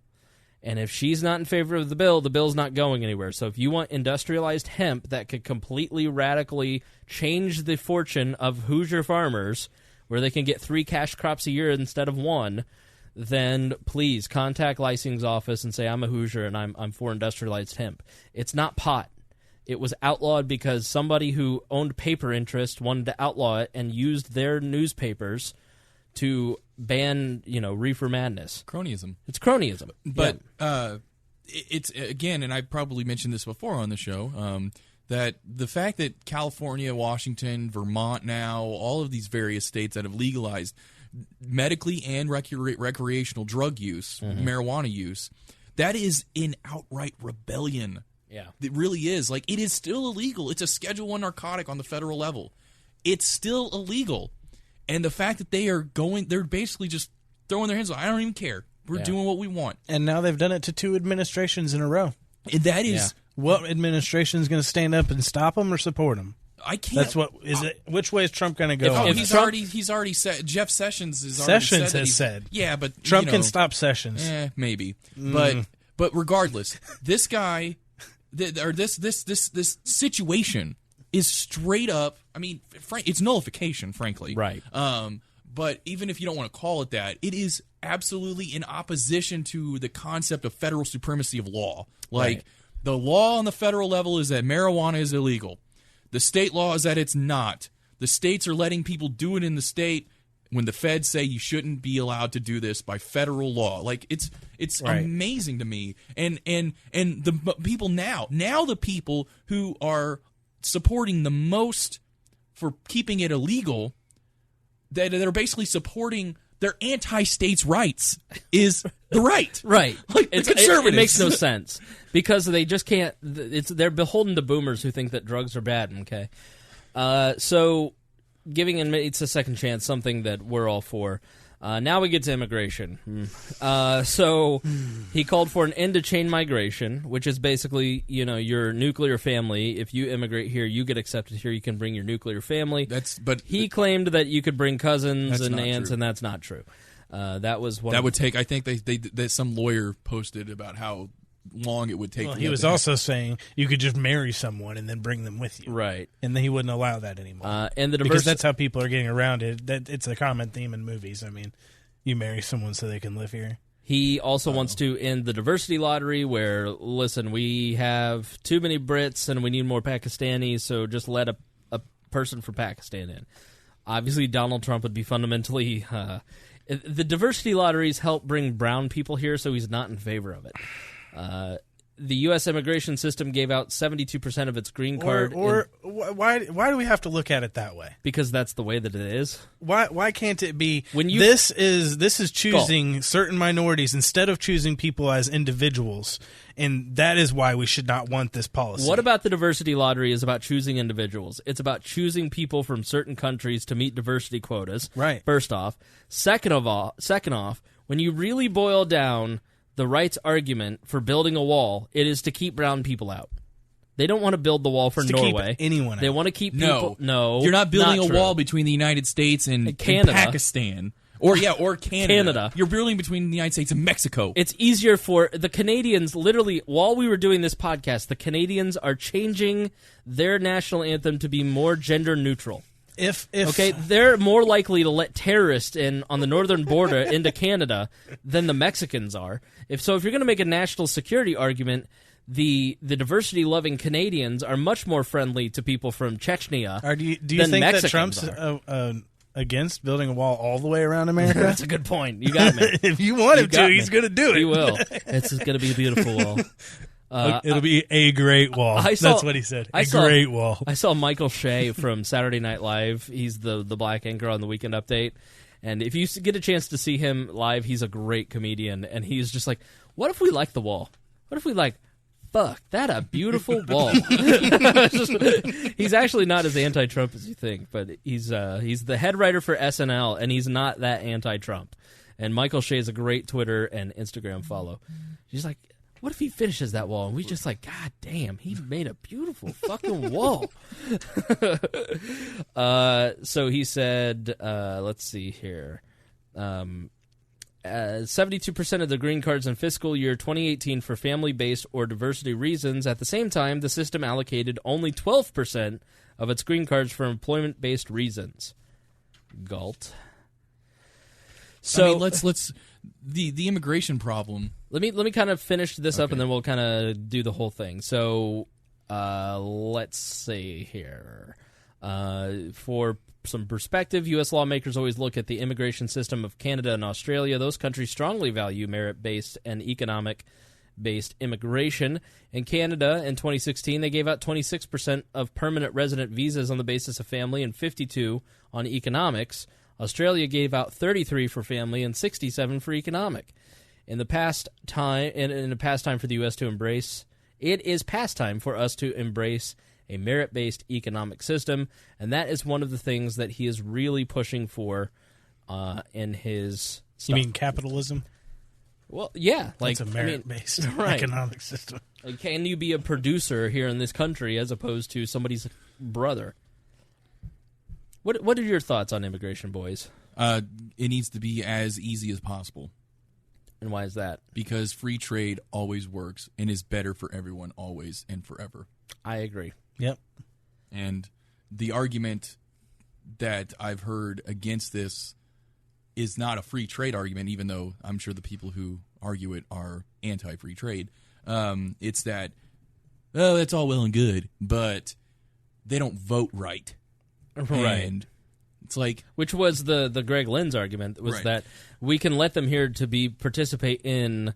Right. Economically, but I don't want to give them the right to vote unless they're libertarian. Right. And you know, I mean, there are no easy solutions. And you know what? Maybe you're right. Maybe you bring a bunch of... Maybe they don't like it and they vote to make everything more liberal. Maybe. Maybe, though, they also come here and they realize that all of the opportunity that they've been given is great and they don't want to lose it. And they switch. The problem is with thinking about that you can say anything about this large class of people is that you have to have a supreme arrogance and hubris to think that you know how it's all going to turn out. Right. And I fundamentally disagree with the idea that we should be making decisions about something like this, about the free flow of essentially goods, because labor and is people. People. I mean, their labor is what I'm talking about specifically. Obviously, I want them to have the cultural exchange and their own lives and all that stuff. That's all great and important. But if we're talking about it from a policy perspective, everybody's always worried about labor. They want to make sure that they, like, one of the reasons they don't want them to come over is because they don't want to lose they took our jobs. And we don't want them to do that and all this stuff. But, like... Yeah, I wish the right to travel would have been explicitly enumerated in the Bill of Rights so that... they wouldn't even be able to license cars and stuff. Right. It's because you have a right to travel. Great point. You should, because if it's not in there, they can regulate anything. Yeah. And libertarians, I think libertarians are actually more split on this than I think people realize. What, free trade? No, not free trade. Immigration. Yeah. Oh. Because I think there's a lot of people, the Hoppians, I would call them, that are explicitly anti-free movement of people. Like, they don't think you have any right to immigrate. And that is true under a Hoppian system, because Hoppe is an anarchist who believes that if there is no government and everything's privately owned and you have complete control over your private property, then that means no one can freely immigrate. And that's true. But we don't have such a system. Right. We have public property. Roads are not owned in private. Discussion as to whether or not they should be privately owned, that's over here. That's a discussion we'll table for now. Right. That's not what I'm talking about. We'll get there in 200 years. Yeah. I'm talking about the free flow of people right now across the border. There is no property rights problem here if everything's owned, if roads are owned publicly. Now, you could talk about their burden on the welfare state, and personally, I'm one of the people who thinks welfare state deserves such a burden. But that's the best argument for it. But no, it's but not. That's the best argument for it. Is the welfare. In 1996, in the welfare reform, they added that immigrants can't get welfare. I mean, you have to go through and become a citizen to get all the benefits of being a citizen, and that takes a dozen years. And it's also incredibly pessimistic and cynical. The idea that these people, let's say they came from let's say they didn't come from the immediate border of the United States where they just had to walk 2 miles and they're in America. Right. Let's say that they traveled from way down south in South America or southern Central America, far away, like, that's not easy. Like, you can't just do that. Right. You have to work. They're not Namumu riding around on a one of those scooters going beep beep. Right. Like, get out of my way, train. You have to work. You have to plan. You have to float me across the Rio. Like, it's not like they're just like, oh my God, we're going to go to the land of milk and honey that is America, and we're going to live off of the government. Right. Like, that is cynical. That's cynical to even think that. I don't even think the evidence supports that. I'm pretty sure percentage wise, there's fewer immigrants, people who have like direct immigrants on in the welfare system than white people. It's absolutely true. And the Cato Institute has proven that. And it's like that's not an argument. That's an argument from prejudice. Yes. Fundamentally, it's an argument from prejudice. It's an argument that one time you heard from somebody and it sounded good, and so you keep repeating it without ever verifying the fact that may or may not be the case. But if you were saying, I don't want immigrants to come to this country because we have a welfare state, you don't know what you're talking about. Yeah. And when I hear that, I immediately know that our conversation is done when we're talking about immigration because you are uninformed. It is illegal for an immigrant who is here illegally to get any welfare benefits. They have to be a full citizen of the United States, and that takes 12 years to do. 7 years. $10,000. It's a long process. And by and large, immigrants to this country are more entrepreneurial. They're harder workers. They could get Obamacare. That's a welfare. Well, okay. Cool. That I pay for. Not anymore. That illegal immigrants come into my country and use. So how are they going to get Obamacare without money? Social Security? Right. What? How are they going to get Obamacare without Social Security? You're talking about they can just walk into emergency rooms? Yeah. Yeah, but that could happen before Obamacare. Right. Doctors aren't going to be like, well, you know what? Hey, sorry about that leg got thrown off by a train. You got a harpoon in your chest, but you look like you might not be here legally, so I'm going to send you back. Do you have any papers? That's never how it's worked. Ever. So he had a 4-pillar plan on immigration and roll call. I tweeted on WAL_politics, which is a site that I basically do a lot of prep work. I put all my prep work out there. Check it out. But I retweeted these from roll call that night. The first pillar of his immigration plan will be offering a path to citizenship for 1.8 illegal immigrants brought to here at a young age, 3 times the amount of DACA. 1.8 million. 1.8 million is almost 3 times the amount of DACA, the what we would call DACA kids now. And arguably that's the opposite thing that he ran on. Exactly right. The second pillar, securing the border. That means building a wall on the southern border and hiring more border agents, Trump said. The third pillar, ending the visa lottery, a program that randomly hands out green cards without any regard for skill, merit, or the safety of our people, Trump said. And the fourth and final pillar, ending chain migration, limiting sponsorships to spouses and minor children. And if you are one of those people who think that he created chain migration as a racist term because people were brought here in chains, stop repeating that. You're an idiot. Okay, so. Yeah, but like I was saying a minute ago, some lawyer said that to the cousin argument, that chain migration, you can bring your cousins and stuff. It's actually, if you did that, if you tried to bring like your cousin and your aunt and your uncle and like, it actually would take something like 100 years, right? Like to do that. The left went crazy because he began his segment on immigration, telling a story about MS-13 killing a young girl, and they claimed that Trump was trying to set up all immigrants as if they are all MS-13 as a way to persuade Americans to believe that all illegal immigrants are MS-13. And I'm sure that within a certain segment of the population that is the case, and that may have been his intent. But I think most Americans are smart enough to know that illegal immigrants, by and large, most adults have met immigrants and have worked with immigrants and know that they're not MS-13. So stop pretending that we're all feeble-minded children that need you to protect us from the truth. It's what they try to do with Muslims and ISIS. Exactly. The same thing. So then we move on to defense and foreign policy. Trump celebrated killing off ISIS. I had printed off an article, but I didn't get a time to read it, and I want to do a more in-depth episode on if Trump actually killed off ISIS, because I'm skeptical that he was effective in anything. So So we'll do a future episode on that. Then he talked about rebuilding our military as if somehow our military is decrepit and dying. We have never cut spending ever to the military. Like, I don't think ever. Right. I mean, for sure not since World War II, but I don't think ever. Like, and before you bring up, what was that, 2 or 3 years ago, he has to appeal to his base. The sequester. The sequester also didn't cut spending. The sequester reduced spending growth below projected spending growth. It wasn't even like, oh, well, we knew it was going to grow this much because we had budgeted that much, and now we're going to make it grow this much. It was the projection of the CBO was so high, and the sequester reduced it below that projection, and they called that a spending cut. That's the best example of Washington speak. Yeah. When you reduce spending growth, that's a spending cut. And Mick Mulvaney actually has a talk where he talks about this. He says, if you reduce spending growth below the CBO estimated CBO growth, spending growth, you're still net increase in spending, and it could even be more than inflation. That's considered a spending cut.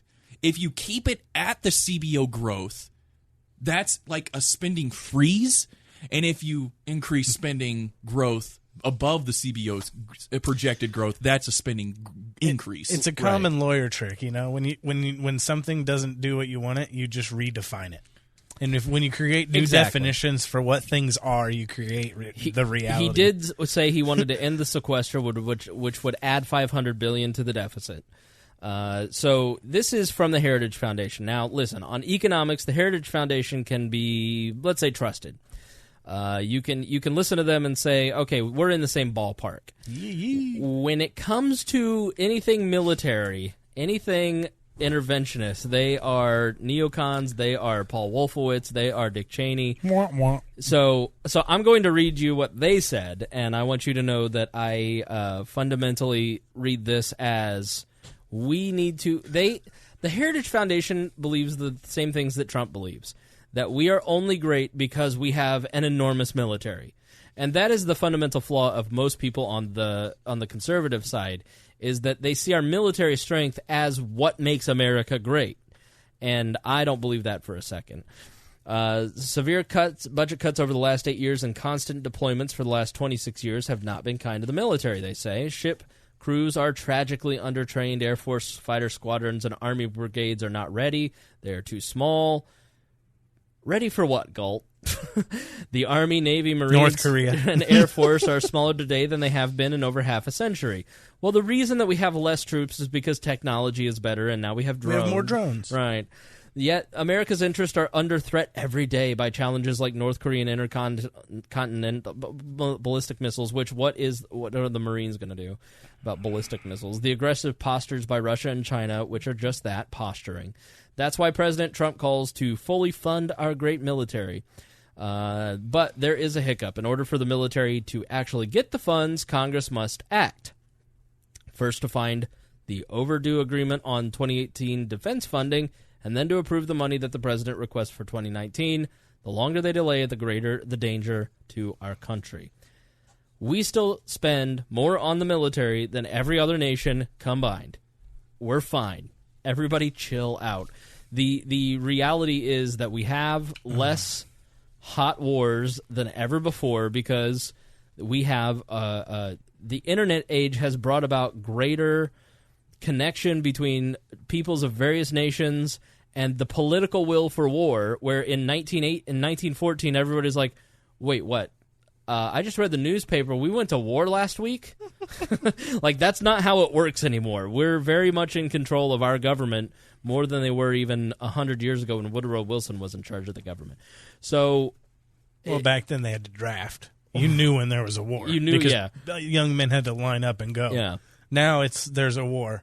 There's a war on for some control over something, and it's just fought with robots. He calls to modernize. That's not true. It's fought with people too, but not nearly to the extent not that really. it used to be. Just small squads, right?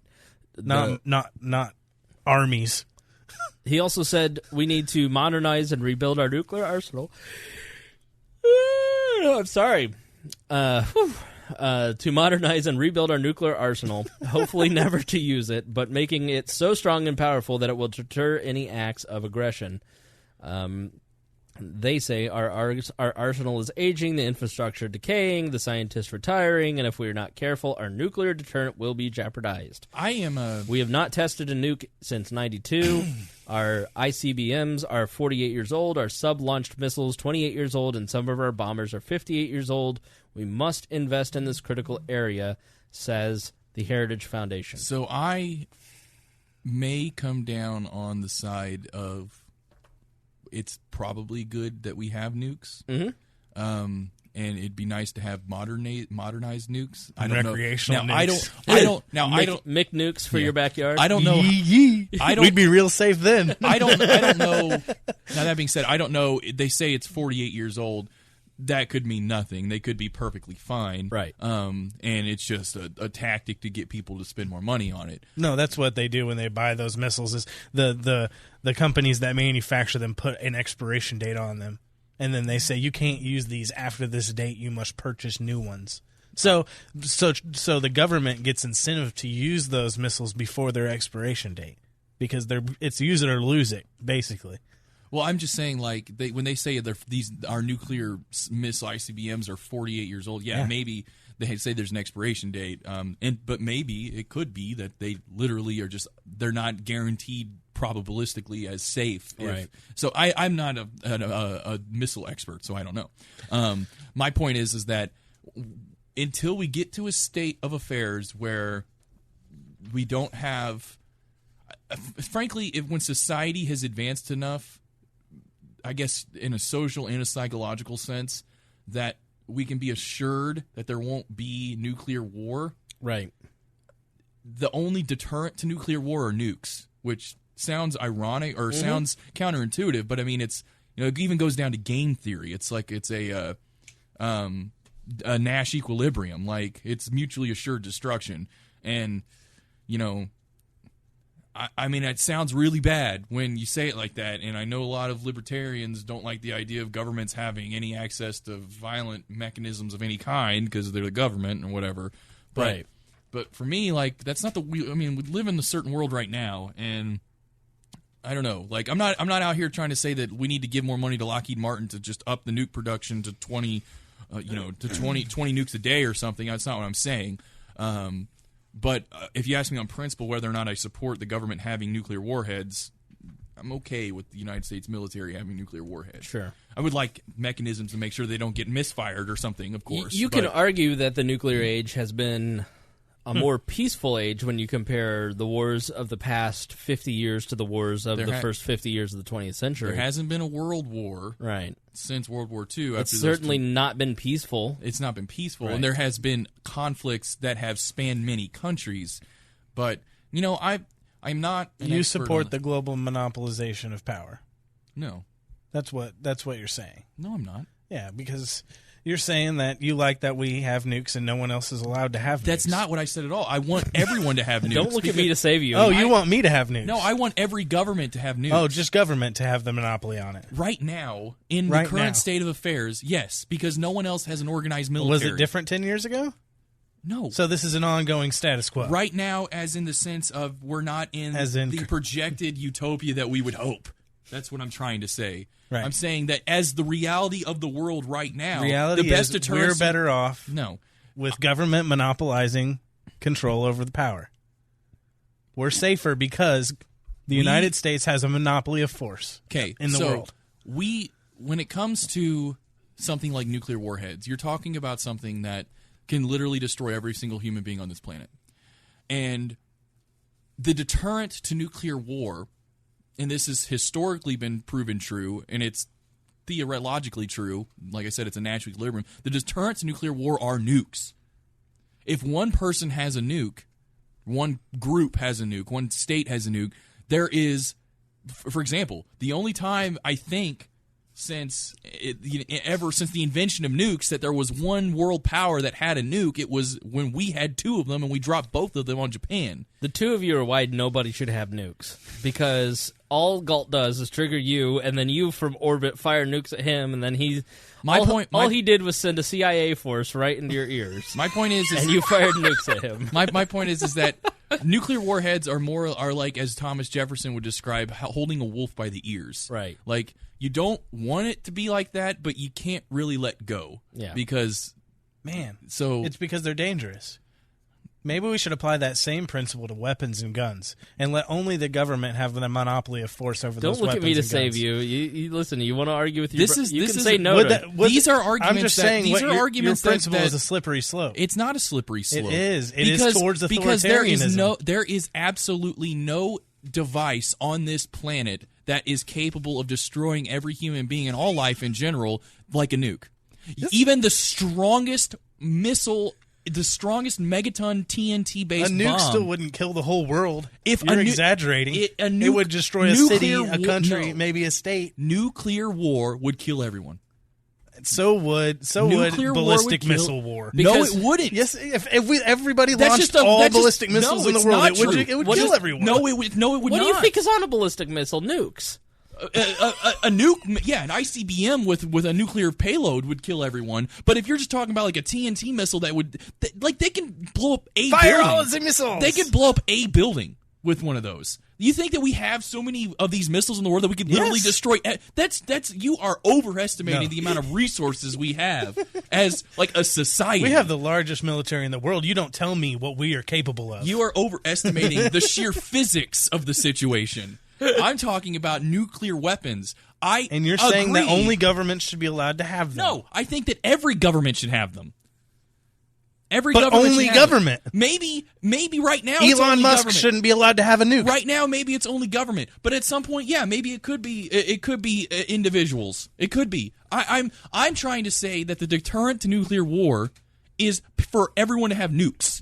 It's been a long time since I've lost control of the show. But everyone can be us. Right. That's okay. Chris Spangle and you have a nuke. You're not going to nuke me because Chris Spangle's going to nuke you back in revenge. If somebody was, if somebody had you're putting me in this position of having to defend something that is that is incredibly absurd. You put yourself in this position, sir. Because you're the one that's sitting here saying the government should have a monopoly of force. No, you're the one. The government is a monopoly on force. The government already has a monopoly on force, and you're defending it. In reality, you're saying it's made us safer than we've ever been in history. Let's stop. First point.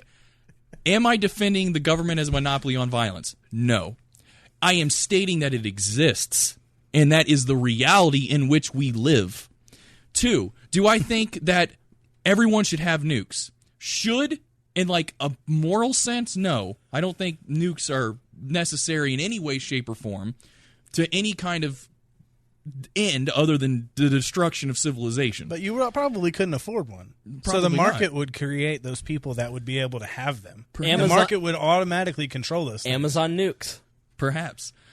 But do I think that given the state of affairs that we exist in our society right now, with the social political landscape that exists in this world, do I think that governments should have nukes? Yes. Every government should have them because they deter people from using them if you have them. So then you don't want war with North Korea? No. Because you want them to have nukes. Sure. That's what you're saying. They already have them. I want North Korea. A clinically insane man that runs a country just because he runs a country. Hey, he should be allowed to have a monopoly on nukes. You voted for him, not me. No, I'm talking Kim Jong-un. Oh, I thought you were talking about Donald Trump. You're saying that because he runs a country, he should be allowed the privilege to have a monopoly of force on nukes. And every country just like that. No matter how moral, no matter how right or wrong, or what political philosophy they believe in, they should have nukes, but I shouldn't. So what you said? They know what to do better with them than I do. You think you're trying to say something profound, and you're not. What I'm trying to describe here is literally game theory. Like, this is something that we have known that has existed for, like I said, it's a Nash equilibrium. Like, It's not a matter of morality and principle. Like, oh, in this hypothetical situation, we had some clinically insane person had a nuke. Would you support that? That's not what I'm talking about. It's not a hypothetical. That is happening. North Korea has had nukes for a long time. You don't know what they have. Do you right now feel like North Korea will bomb the United States? That's irrelevant. Do you? It's irrelevant to what we're talking about. It is relevant irrelevant. Because my whole argument is that bombing other countries is prevented by those other countries having nukes. So you support North Korea having nukes. We won't bomb North Korea, and North Korea won't bomb us. That's what I'm saying. So they should have nukes. Yes. You support Every country should have nukes. So I don't understand. Because that's how you prevent nuclear war. It's counterintuitive, but it's literally... Do you hear him? It is counterintuitive. I completely understand. That sounds absurd. You prevent nukes. You prevent nuclear war by people having nukes. I understand that sounds absurd. No, you're not saying people having nukes. You're saying government and nations are the only people that should have the nukes. You are conflating no matter what they are here. No, North Korea is a nation. Yes, but you're trying to imply that my argument as to the ownership of nukes is limited to government. That's what I'm saying. You said that's what's making us safer. I said in reality, right now, governments have nukes, and every one of them should. And because it makes us safer. At some point in the future, because it makes us safer. Because they prevent nuclear war. But not if individuals own them. You're adding that on top of what I'm saying and trying because to present you're limiting it to just government. Because right now, no individual can have nukes. They maybe Elon Musk could. Maybe Elon Musk has the money. Have you heard about the Boring Company? He sold like 50,000 T-shirts, and he said, once we sell 50,000 T-shirts, I'll sell a flamethrower. And then he started selling a flamethrower like 2 days ago, and you can buy a flamethrower now. Perhaps Elon Musk or Jeff Bezos has the resources and the wherewithal to own nukes. Perhaps, but that's not the situation we live in right now. Because it's illegal. Because government has a monopoly of force. I don't even know if it is illegal. It is to own a nuke? I don't know. It's got to be illegal. Are you kidding me? Frankly, I'm not. There's got to be a law. Maybe. We should have people. They wouldn't even let that guy in Florida build a rocket to go to space. We should have people look at this. Jason. Because I feel like it's probably like you can't buy and sell uranium or something without a license or something like that. Jason says that if he had a nuke, he'd nuke both of you. I know. It's been 230 episodes since we had a good Gault Creighton fight. I had to let him go.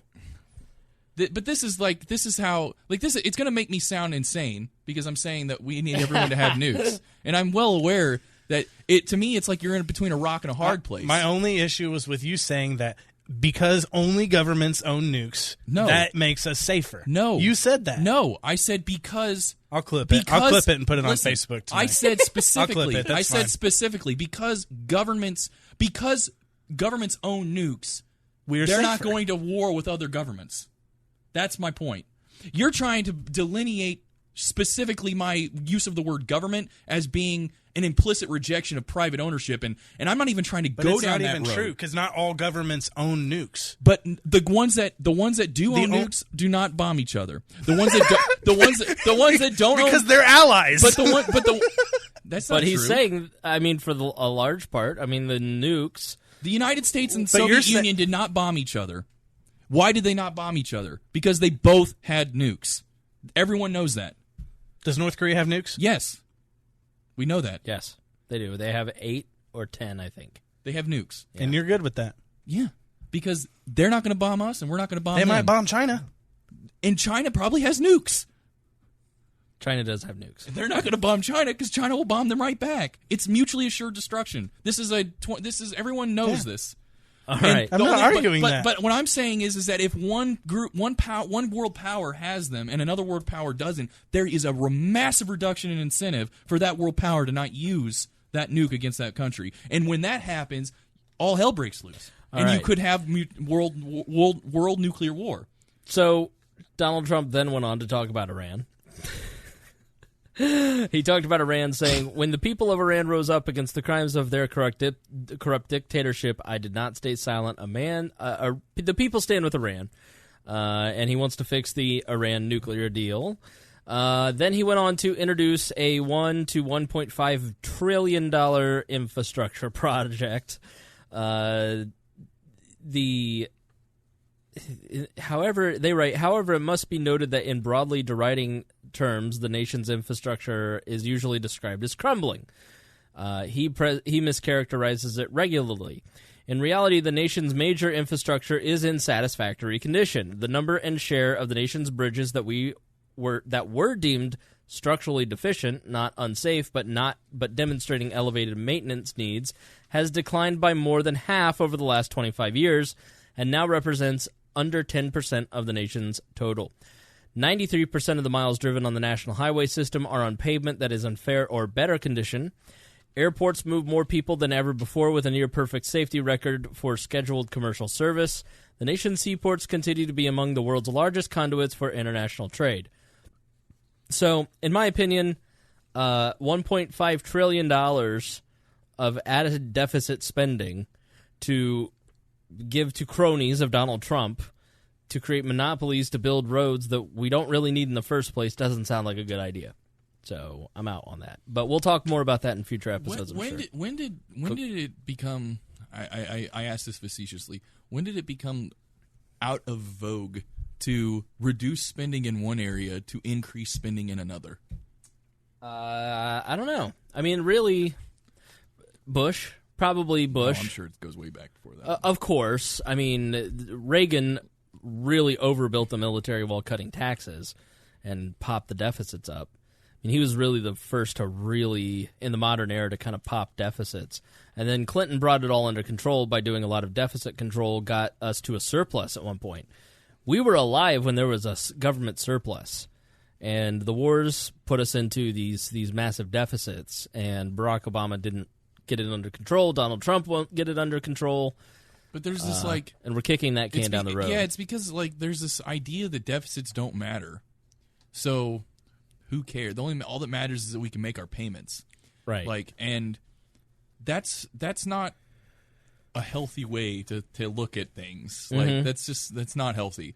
And whatever, why is it so absurd to say, if you want to increase spending on this, then decrease spending on this? Yeah. I mean, I know politically why it's hard. Right. Because no one likes to decrease spending because everyone likes getting free money. Yeah. But, from a perspective of people, looking at this rhetorically, why can't either side support that? It's not sexy. I know it's not sexy, but I don't know. I ask it facetiously because I know that it's entitlement is sexy. All right, so Trump is in support of big, beautiful coal, which was the weirdest part of the speech. He was like, I have ended the war on big, beautiful coal. And the crowd went wild. Trump, let's see here.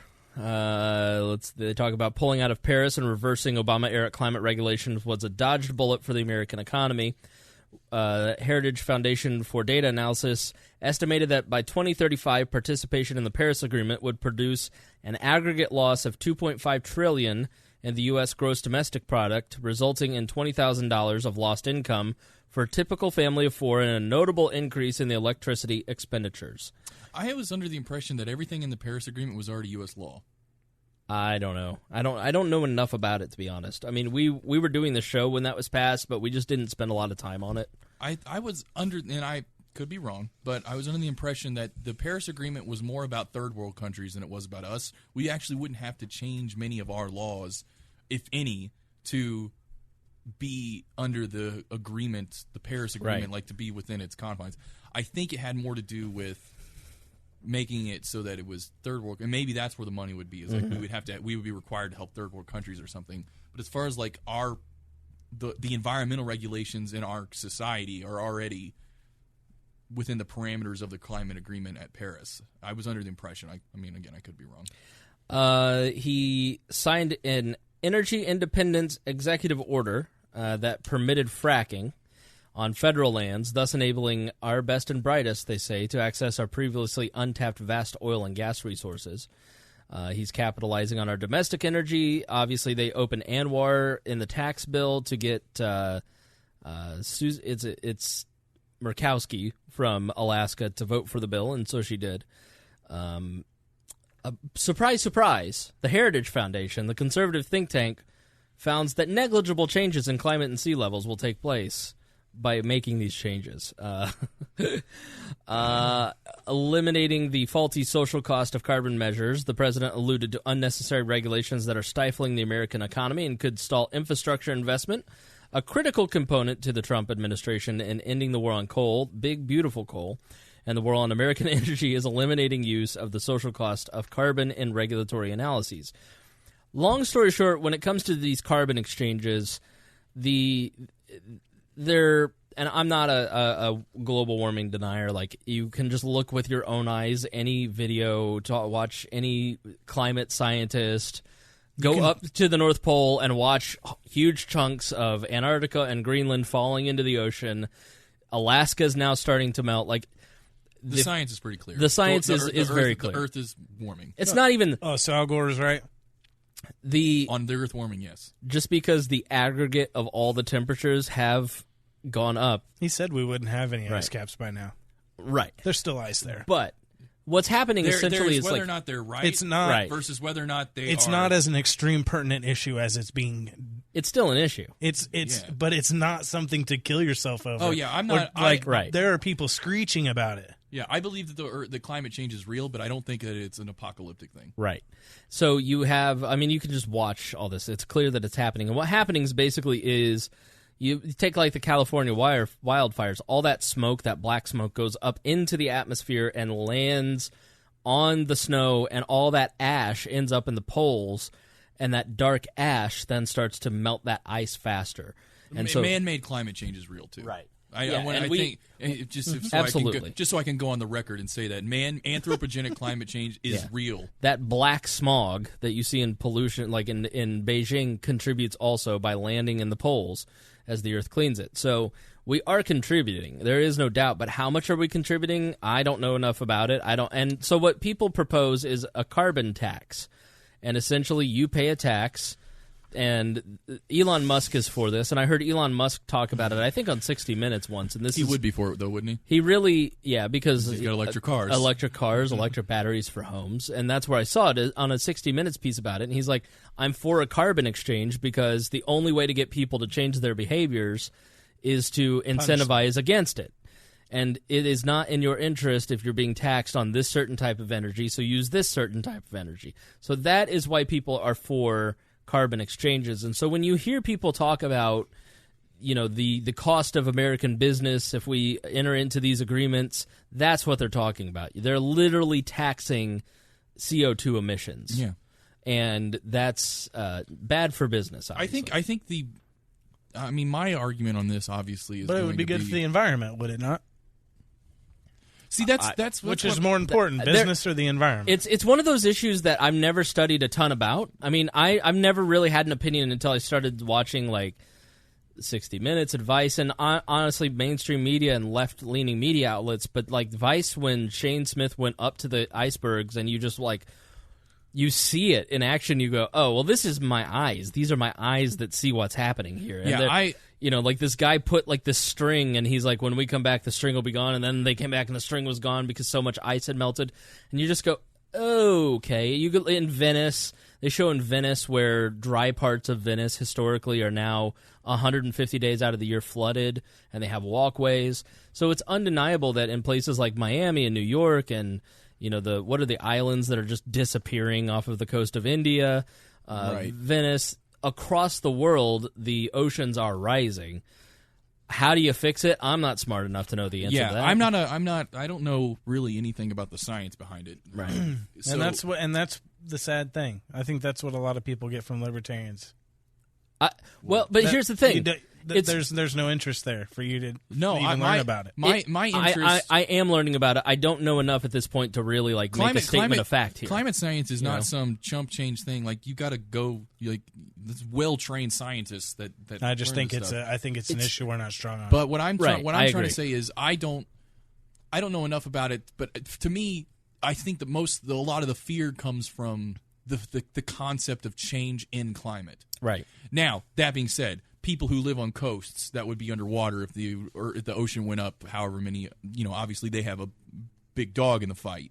And and projections are this, projections that I don't know, but I feel like a lot that I've heard is that climate change in and of itself is scary because it's change. Right. And I don't like that argument. And this is an argument that I hold generally is that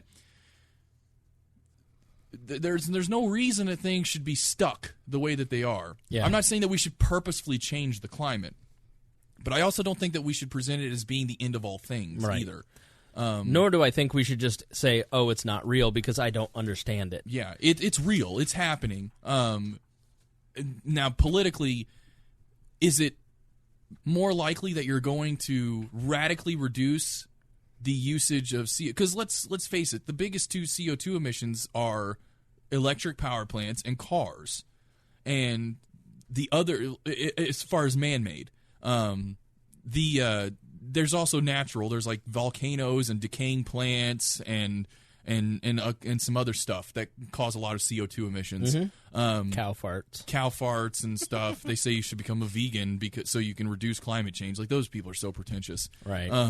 But the way I see it is like the most visceral increase in climate, the most visceral action for climate change prevention was the advent of the hybrid. Right.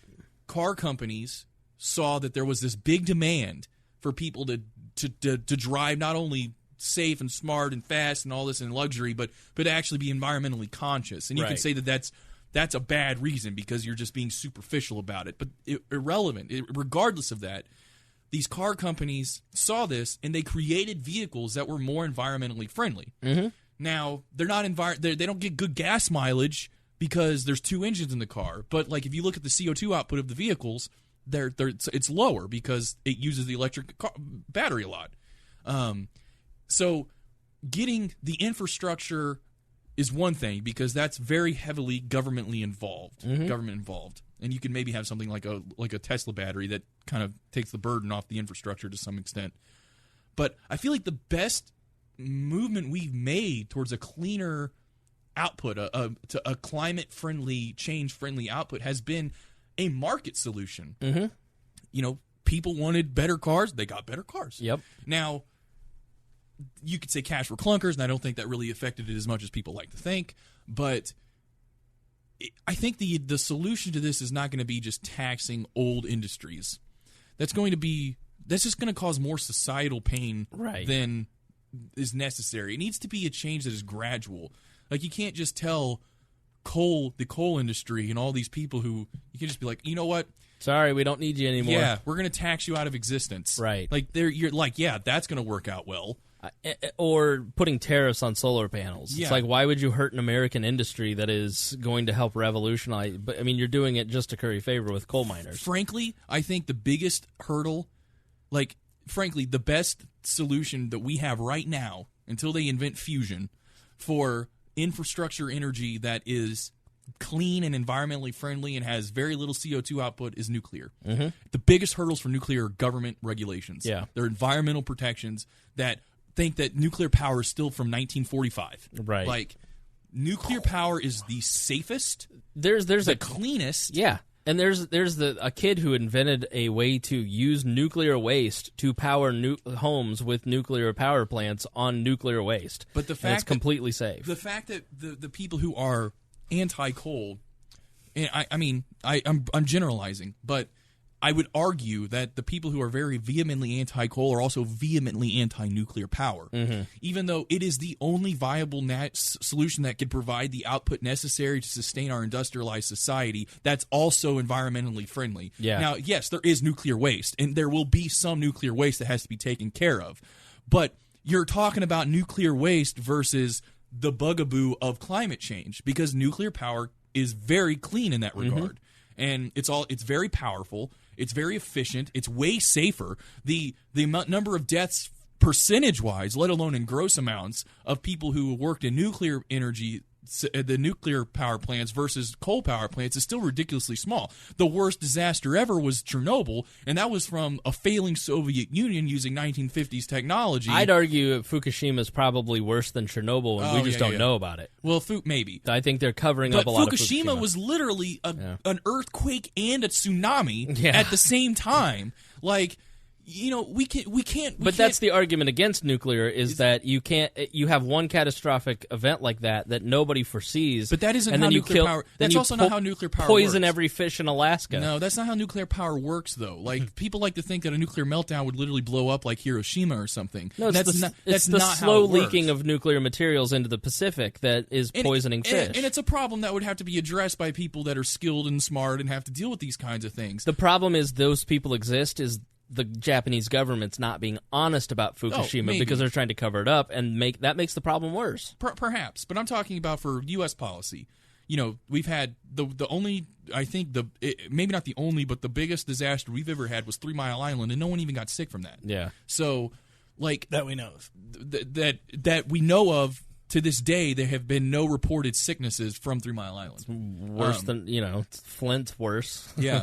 So, like, as far as like a record of safety, a record of efficiency, a record of cleanliness, the only reason that nuclear power is in my mind, other than maybe lobbyists for coal and all these other electrical energy people, like the only reason in my mind is just because people don't understand it and it's scary. Yeah. It's nuclear. Ooh, bombs.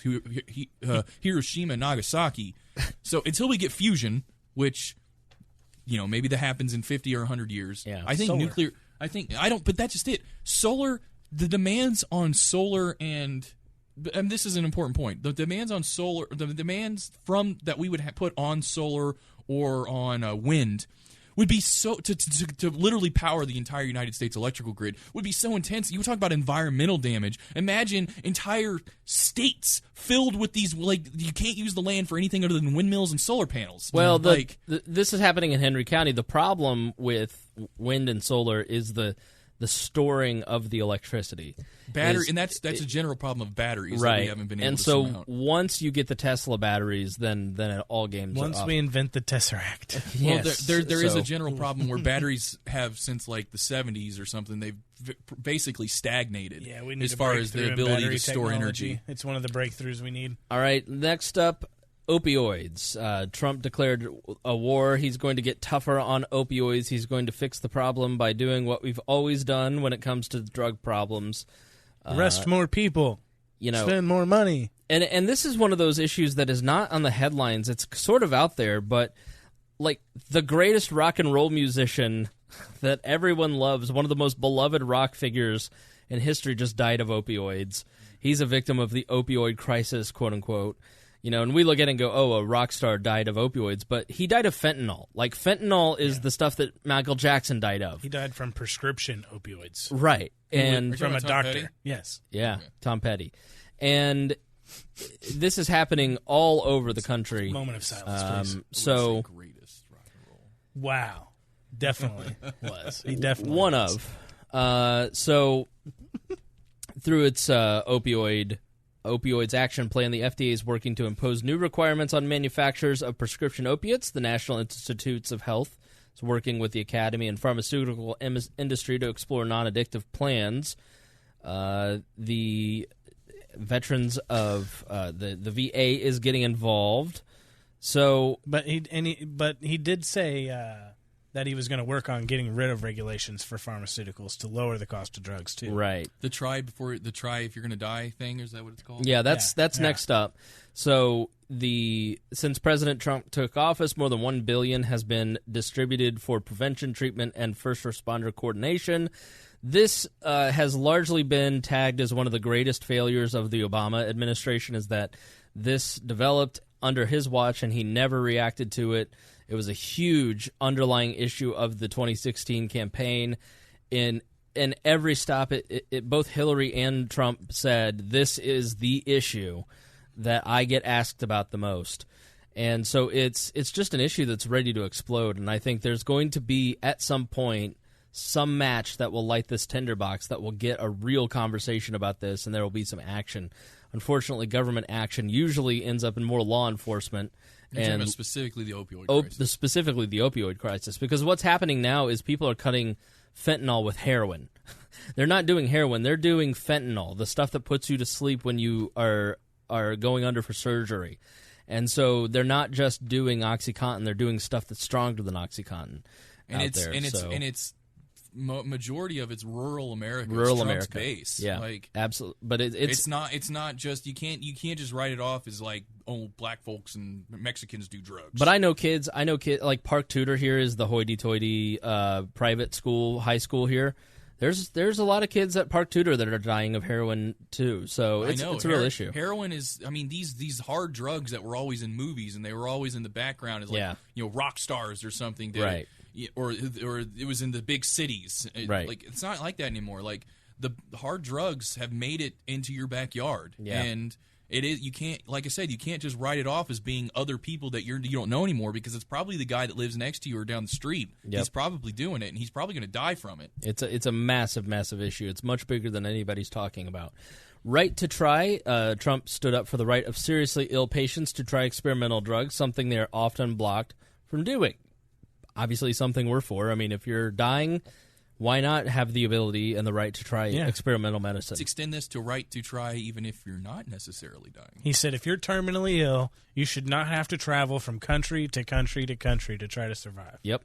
Carly says that Diprovan was Michael Jackson's cause of death. I apologize if I'm wrong. I thought it was fentanyl. It probably was both. Then he talked about vocational education and wanting to improve school systems and 529 plans. Listen, folks, yes, we have a problem with education. Yes, we don't do enough vocational education, but the federal government has absolutely no place for education, it being involved in education. He talked about education? Right. He talked about education? A little bit at the end. I missed that. Yeah. I didn't see him talk about education. I haven't been following what's-her-face at the Department of Education. Has she been doing good? I've heard conservatives say good things, so take that for what it's worth. Okay. But it's not like Jeff Sessions, where everybody hates Jeff Sessions. Then he also talked about North Korea. The most troubling parts about his talks on North Korea was that diplomacy wasn't really an on the table option. So I don't like that. The things that weren't mentioned in this were deficits. Deficits weren't mentioned at all. Russia was not really mentioned. I think he mentioned them once as a competitor. But it's a smart strategic move, because had he mentioned Russia, it would have been the only thing that CNN or any of these other stations covered. So I don't think I've been on here to talk about the Russia thing. Like, in my experience, like, aren't we still just mad that they got emails that made the Democrats look bad?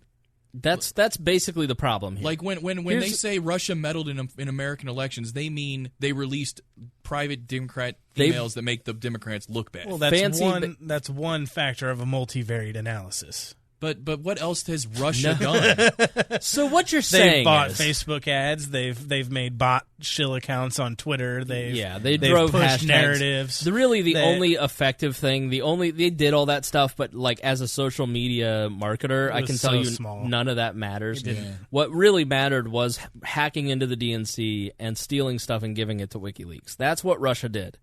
Now, what the Democrats are always trying to find is, did the Trump people know about it? Did they help with it? Did they tell them where to place did they collude They anyway? really want it to be Watergate. It's very clear none of that happened, that none of these people could have done that had they wanted to.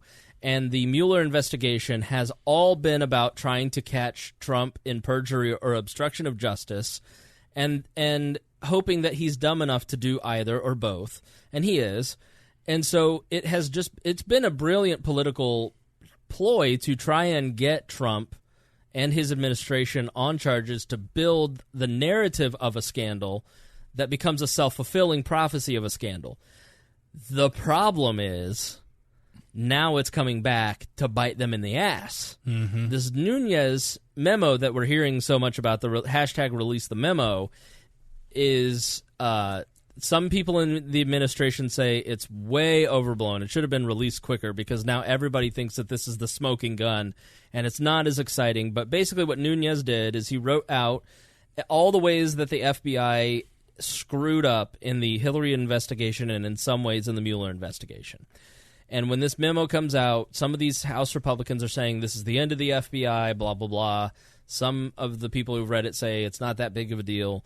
But the only way for us to have any clue about it, and the Democrats are, now all of a sudden, they aren't pro-Snowden. They aren't pro-Chelsea Manning.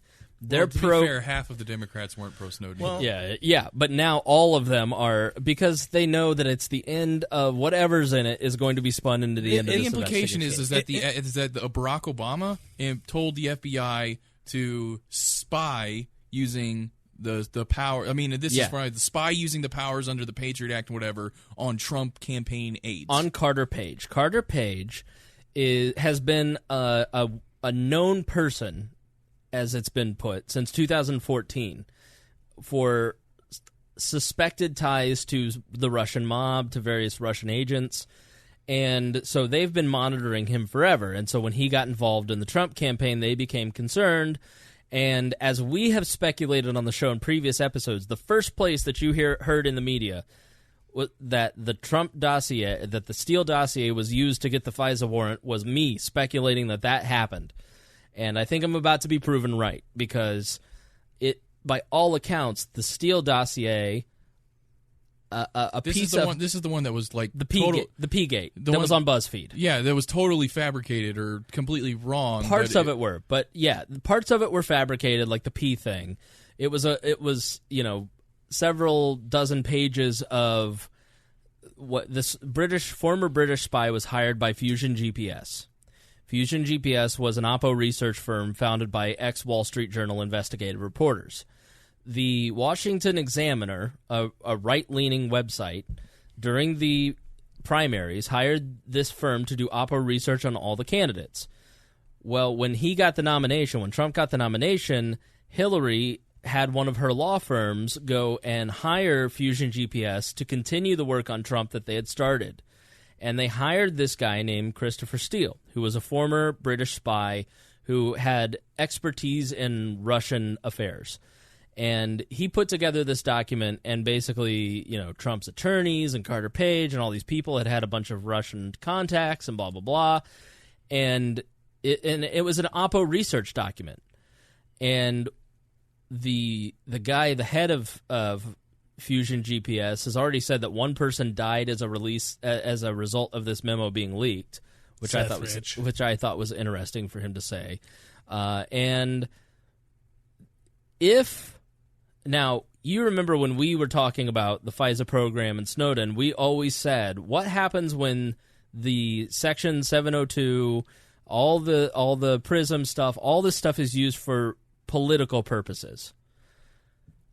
Are we about to find out, and we don't know, are we about to find out that happened? Did a political Oppo research document, was it taken to a FISA court and authorized spying on the Trump campaign, on the phone calls, emails, text messages, communications of Carter Page, including conversations that he might have had with Trump or anybody affiliated with the Trump campaign? Was that used to spy on the Trump campaign, and what was that information used for, and where did that information go? Did Barack Obama and the security state give information and leak things to Hillary's campaign? We don't know. Yes. We don't know. Yes. So they did. We're about to find out. And you know why they did, right? Because you wouldn't do something like that unless you knew you could get away with it. Right. And the polls were showing 0% chance Trump could win. Right. She's going to win, so we can do whatever we need to make sure she wins. It would have never... because she can cover it all up once she's in office, when she has that power. She can make sure that never gets out. Part of what they think is in this document are the problems with the investigation of Hillary Clinton. Now, you have Peter Strzok, who is the guy that was exchanging text messages with his mistress. McCabe. And Andrew McCabe, who was his wife. He stepped down just now, right? Yeah, he just stepped down. Because he's named in the memo. His name's going to be in the memo. Right. McCabe was scheduled to retire in a couple months, but he sped it up. McCabe's wife was running for a state house seat in Virginia. Terry McAuliffe, who was the chief fundraiser head of the DNC during the Clinton administration, and governor of Virginia. Governor of Virginia at the time, donated half a $1,000,000, I think it was, to her election effort. And he didn't tell anybody that happened for 6 months. So you have these text messages where you have one of the experts in both. Peter Strzok helped write the Comey memo that said Hillary Clinton's off the hook. He was involved in the Mueller investigation, and he clearly was biased against Trump. That if it means nothing, it still looks really bad. And you have all of these characters on both sides where you do have shady people in the Trump administration dealing with Russians. They're not honest brokers necessarily. And then you've got all of the Mueller team and the people in the Justice Department, where Hillary Clinton was allowed to bring her lawyer and sit next to her during the question and answers. Do you think that Donald Trump would be able to go and sit, if the tables were turned, do you think Donald Trump, knowing what we know about Peter Strzok, would he be allowed to go in and be asked questions by the FBI without being sworn in? Now, you can go to jail for lying to the FBI. Like, Michael Flynn wasn't sworn in. He lied to the FBI. He went to jail. Hillary Clinton did the same thing. Huma Abedin did the same thing. None of them got charged. None of them were charged with perjury. It's all been proven that they lied about the email servers. I think the only person that got in trouble was the kid who set up the DNC server in Hillary's house, and his lawyer that represented him in that trial works on the Mueller team. Mm-hmm. So that's one unique patsy. Is that Imran Arwan? No, that's the guy in the house. He set up some of the servers for the house. Yeah. Like, how could you ever think, like, oh, hey, I work on servers for a living. I'll end up being a political patsy. Yeah, exactly. And you have a lot of these different connections where it's a very cozy connection between the Obama Justice Department, the Obama FBI. After 8 years, a lot of these people, you can say what you want. Like, I think Robert Mueller is a man who is an honorable man. Like, I get the sense, and everybody who talks about Robert Mueller says, this dude is no nonsense. He's as nonpartisan as one can be. Like, he just wants the truth. But when you read the text messages from Peter Strzok, I can't say the same about that guy. You know what I mean? So Jim Comey, if you read his Twitter, he's a nut job. It's like reading Chelsea Manning's Twitter. It's like, I was down with you until I saw how many emojis you used, and now that's just a sign of mental illness. So I'm out. So the memo that will be released probably tomorrow morning or early next week, that is supposedly detailing all of the ways that they messed up the Hillary investigation and the Trump stuff. Hillary was basically given counsel, wasn't sworn in, she lied to the FBI, and she was let off the hook. And then you look at the situation and you go, okay, they were going to recommend charges in July of an election year for one of the major party candidates. Like, it's the Justice Department and the FBI and the CIA, all that's supposed to be non-political. What, does she think she's a Kennedy or something? Right. And really what it comes down to is what Gault says. None of them thought this was going to be an issue.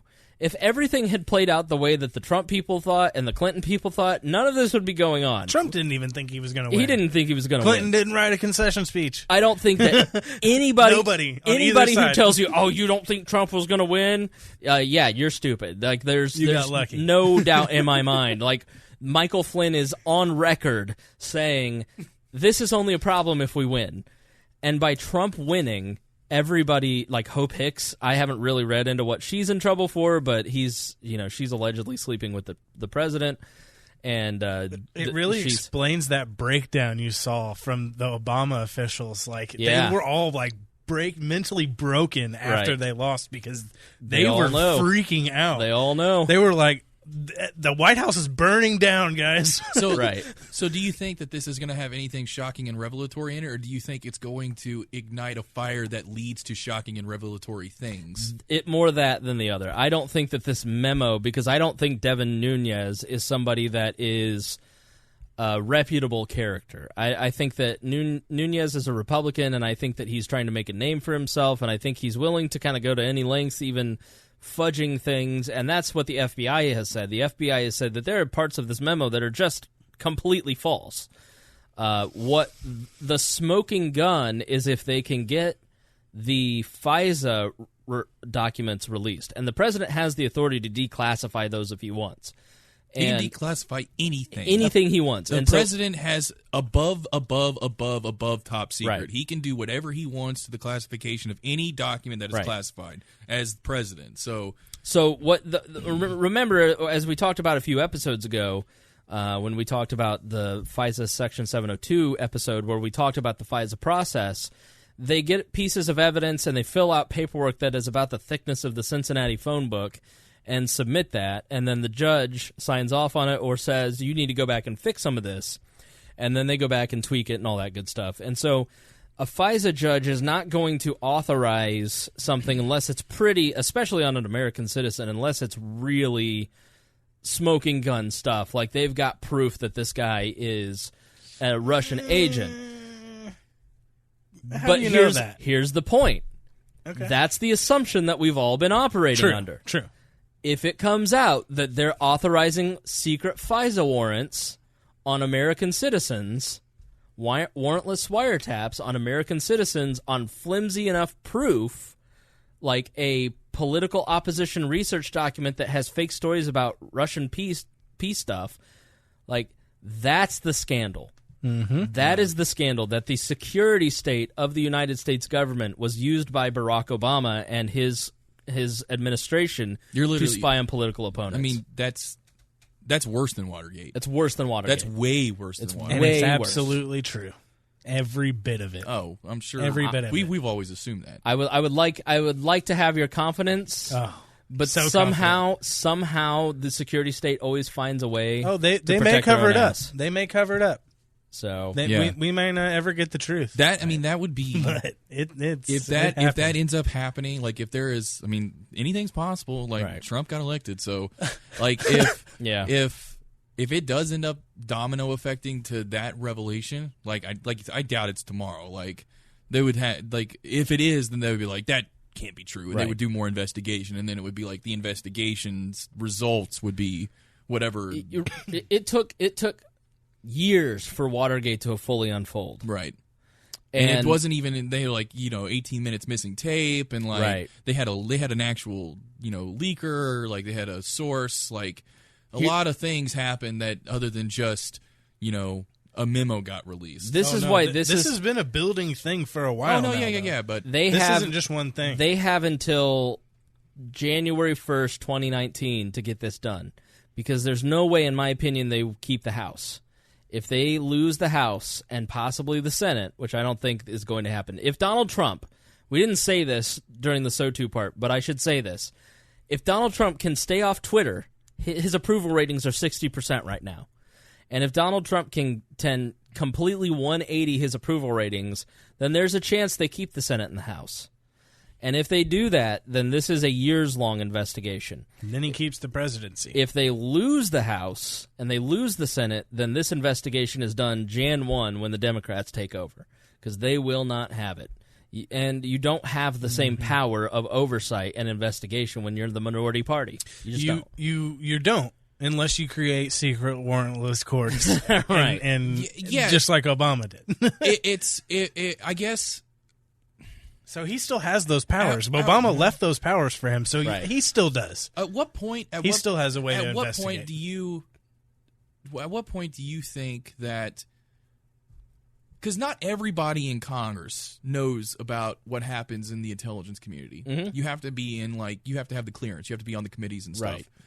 So do you think that if it does come out that there is a realistic chance, that the President of the United States was using the intelligence apparatus developed to fight terrorism to spy for political purposes on American citizens without a Fourth Amendment warrant, do you think that would make them be like, I guess, how likely do you think that would get them to move past the politics of it being against a Democrat president and not be like, this is too big to just ignore? Do you think that could happen? I think that if that's the case, if Donald Trump turns it into an issue, it's big enough for everybody to care. Because that is probably the biggest scandal in the history of America. That's bigger than any of them. It's bigger than Watergate. It's bigger than Teapot Dome. It's because you're talking about with Creep. They broke into the Democratic Party headquarters and took some photos of some documents. Right. Like we're talking about this is the abuse of power. This is the blind abuse of it's arbitrary power. Like Nixon tried to get away with it. Right. But everyone was like he broke the law. Right. This is literally like you're abusing. It's legal what you're doing. Right. But it shouldn't be legal. Wrong. Yeah, it shouldn't be legal at all. This is a huge scandal. Yeah. And like I said, this would be bigger than any scandal in the history of the United States, in my opinion. They kept passing those laws, and we kept saying this includes American citizens, and they kept saying, "Well, we'll never use it against American citizens." We take our authority seriously. Well, we need safety. We need safety. We need safety. And then the reality is that it's going to be 80% of all of these warrants from these FISA courts are on American citizens. But it's going to be 8 out of every 10. But it's a lot. We joke that we're on some government watch list somewhere, but that's only because it's halfway true. Like, we probably are. Like, I mean, remember the time when I made the joke on Facebook and put the NSA keywords when Greg was boarding a plane? They delayed it for 20 minutes and they searched his bag. Within a matter of 5 minutes, they had scanned all of Facebook for my NSA keywords and had found what flight he was on and searched his bags. Like, that is how robust it is. I think it goes so far beyond what we even can comprehend at this point. Like just the fact that Facebook Live now can scan your face and tag you automatically in a Facebook Live. It did it today. It scanned the video and tagged my Facebook. Like, that's a piece of technology that we go, wow, that's really amazing. Well, what about the unseen technology of an all-powerful, no rules, unlimited budget government that has more computing power, more hard drives, more processing power than all of Silicon Valley combined? Yeah. What powers do they have? And so you get one motivated deputy director of the FBI who is working with a deputy attorney general or 2 FBI agents who are as high as Strzok and McCabe are, and they find a dossier, and they are anti-Trump, and they create a story where they get a FISA warrant, and the FISA judge just says, okay, well, you're Andy McCabe. You're the deputy director of the FBI. Of course I trust you. I've worked with you for 20 years. You're a man of great integrity. This Carter Page must be really bad. Well, the judge doesn't know. He just trusts Andrew McCabe and doesn't know that he's part of this group inside the DOJ and the FBI that is ready to take him out. Now, this is all conspiratorial speculation, but it's all within the realm of possibility. This is all what everybody's trying to find out. Yeah, this what or happened? The judge knows there's no accountability for it. So it's not the Mueller investigation that... See, it started out with we need to investigate the Mueller investigation. It's now, do we need to investigate the security services of the United States government? And that is a much bigger specter, much more frightening prospect, because what happens when we don't trust the watchmen anymore? What happens when the American people, they have such little trust in American institutions, and the one they trust the least is the FBI, the CIA, the NSA, and the people that have unlimited spying? That's a dangerous proposition for this country. Frankly, my opinion... good. Honestly, yeah. That would be a good thing. Yeah, but frankly, I think that, let's say that the worst comes to light and people realize this. Maybe I'm cynical, but I don't think it will have a huge effect on America like it would on us. I think for the politicos and the people that are attuned to these kind of things and the history, just people who study history and all these, maybe older folks. Right. Like, they would recognize this as being, insanely bad. Yeah. But I don't get the impression that a large section of America would even care. Yeah. No, I agree. And that's sad, to my opinion. They didn't care about Edward Snowden's revelations in prison. The Obama administration turned the argument to, is this person patriotic or not? Going back to what we were talking about with the kneeling. Is he not a traitor? Is he a traitor or not? And so it wasn't about... Don't look at the revelations. Look at, is he a traitor? You know, and I still have people who are libertarians who are in our Facebook group who listen to the show who are like, why would you defend Edward Snowden or Chelsea Manning? Like, they're traitors. Like, go see the Snowden movie. It's literally the definition of a red herring fallacy. Right. Go see the Snowden movie by Oliver Stone. Every part of it is accurate. I lived through it. I studied it extensively. The Snowden movie is all accurate. It's a great representation of exactly what happened. When you are done, email me and thank me because your mind has been changed, because there's no way not to watch that movie and walk out of there unafraid of your government. You will be afraid of your government after you see it. So. I'm intrigued. I remember hearing somebody on one of the members of the House said that he wished he hadn't read it because he doesn't like knowing that our government is capable of doing the things that they want now. Yep. Or capable of what's in that memo. Now, how much of that is just sensationalism and over the top rhetoric, and how much of it is literally that this memo. I mean, this memo, we don't know. The memo could be a freaking bombshell. Trump could be rejecting all of the advice of his various advisors by releasing this. And I'm sure that I've read a lot of people in the House, Republicans included, House and Senate Republicans included, have said, don't do this. Don't release this. This shouldn't be released to the public. Is Peter King against it? Because then I'm for it. If Peter King from New York is for something, I am against it. But I've been watching that a lot of them are saying that don't do this. So if this is a bombshell, and it does, that if it shows that the President of the United States used his authority under the Patriot Act to spy on political opponents or on behalf of a political ally it won't implicate Obama. Well, it won't be that big. I don't know. How else could you get around it? Yeah, the administration. Okay, yeah. So it'll never ever Obama be put on administration, and then it'll be what did you know and when did you know it? But yeah, if that happened, that is the biggest. Think about it. Everybody says, "Oh, he was scandal free." No administration is scandal free. You have Fast and Furious, you have Benghazi, but those are very minor scandals compared to starting a war in Iraq or on false intelligence or Watergate. So, but yeah, that would be if that comes to light, that would be the biggest scandal in my view in the history of the United States. There could be nothing bigger than that. All right, let's wrap up. Final thoughts for this episode, Chris Gault.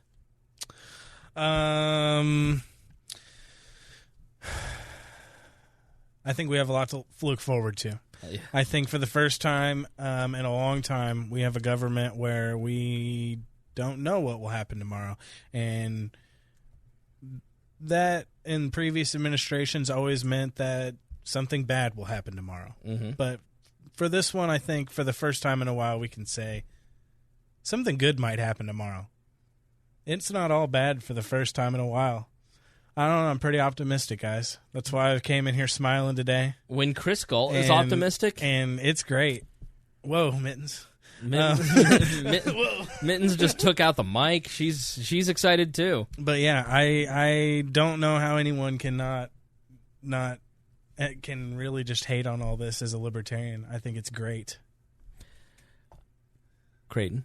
Progress. I was addendum to the previous topic.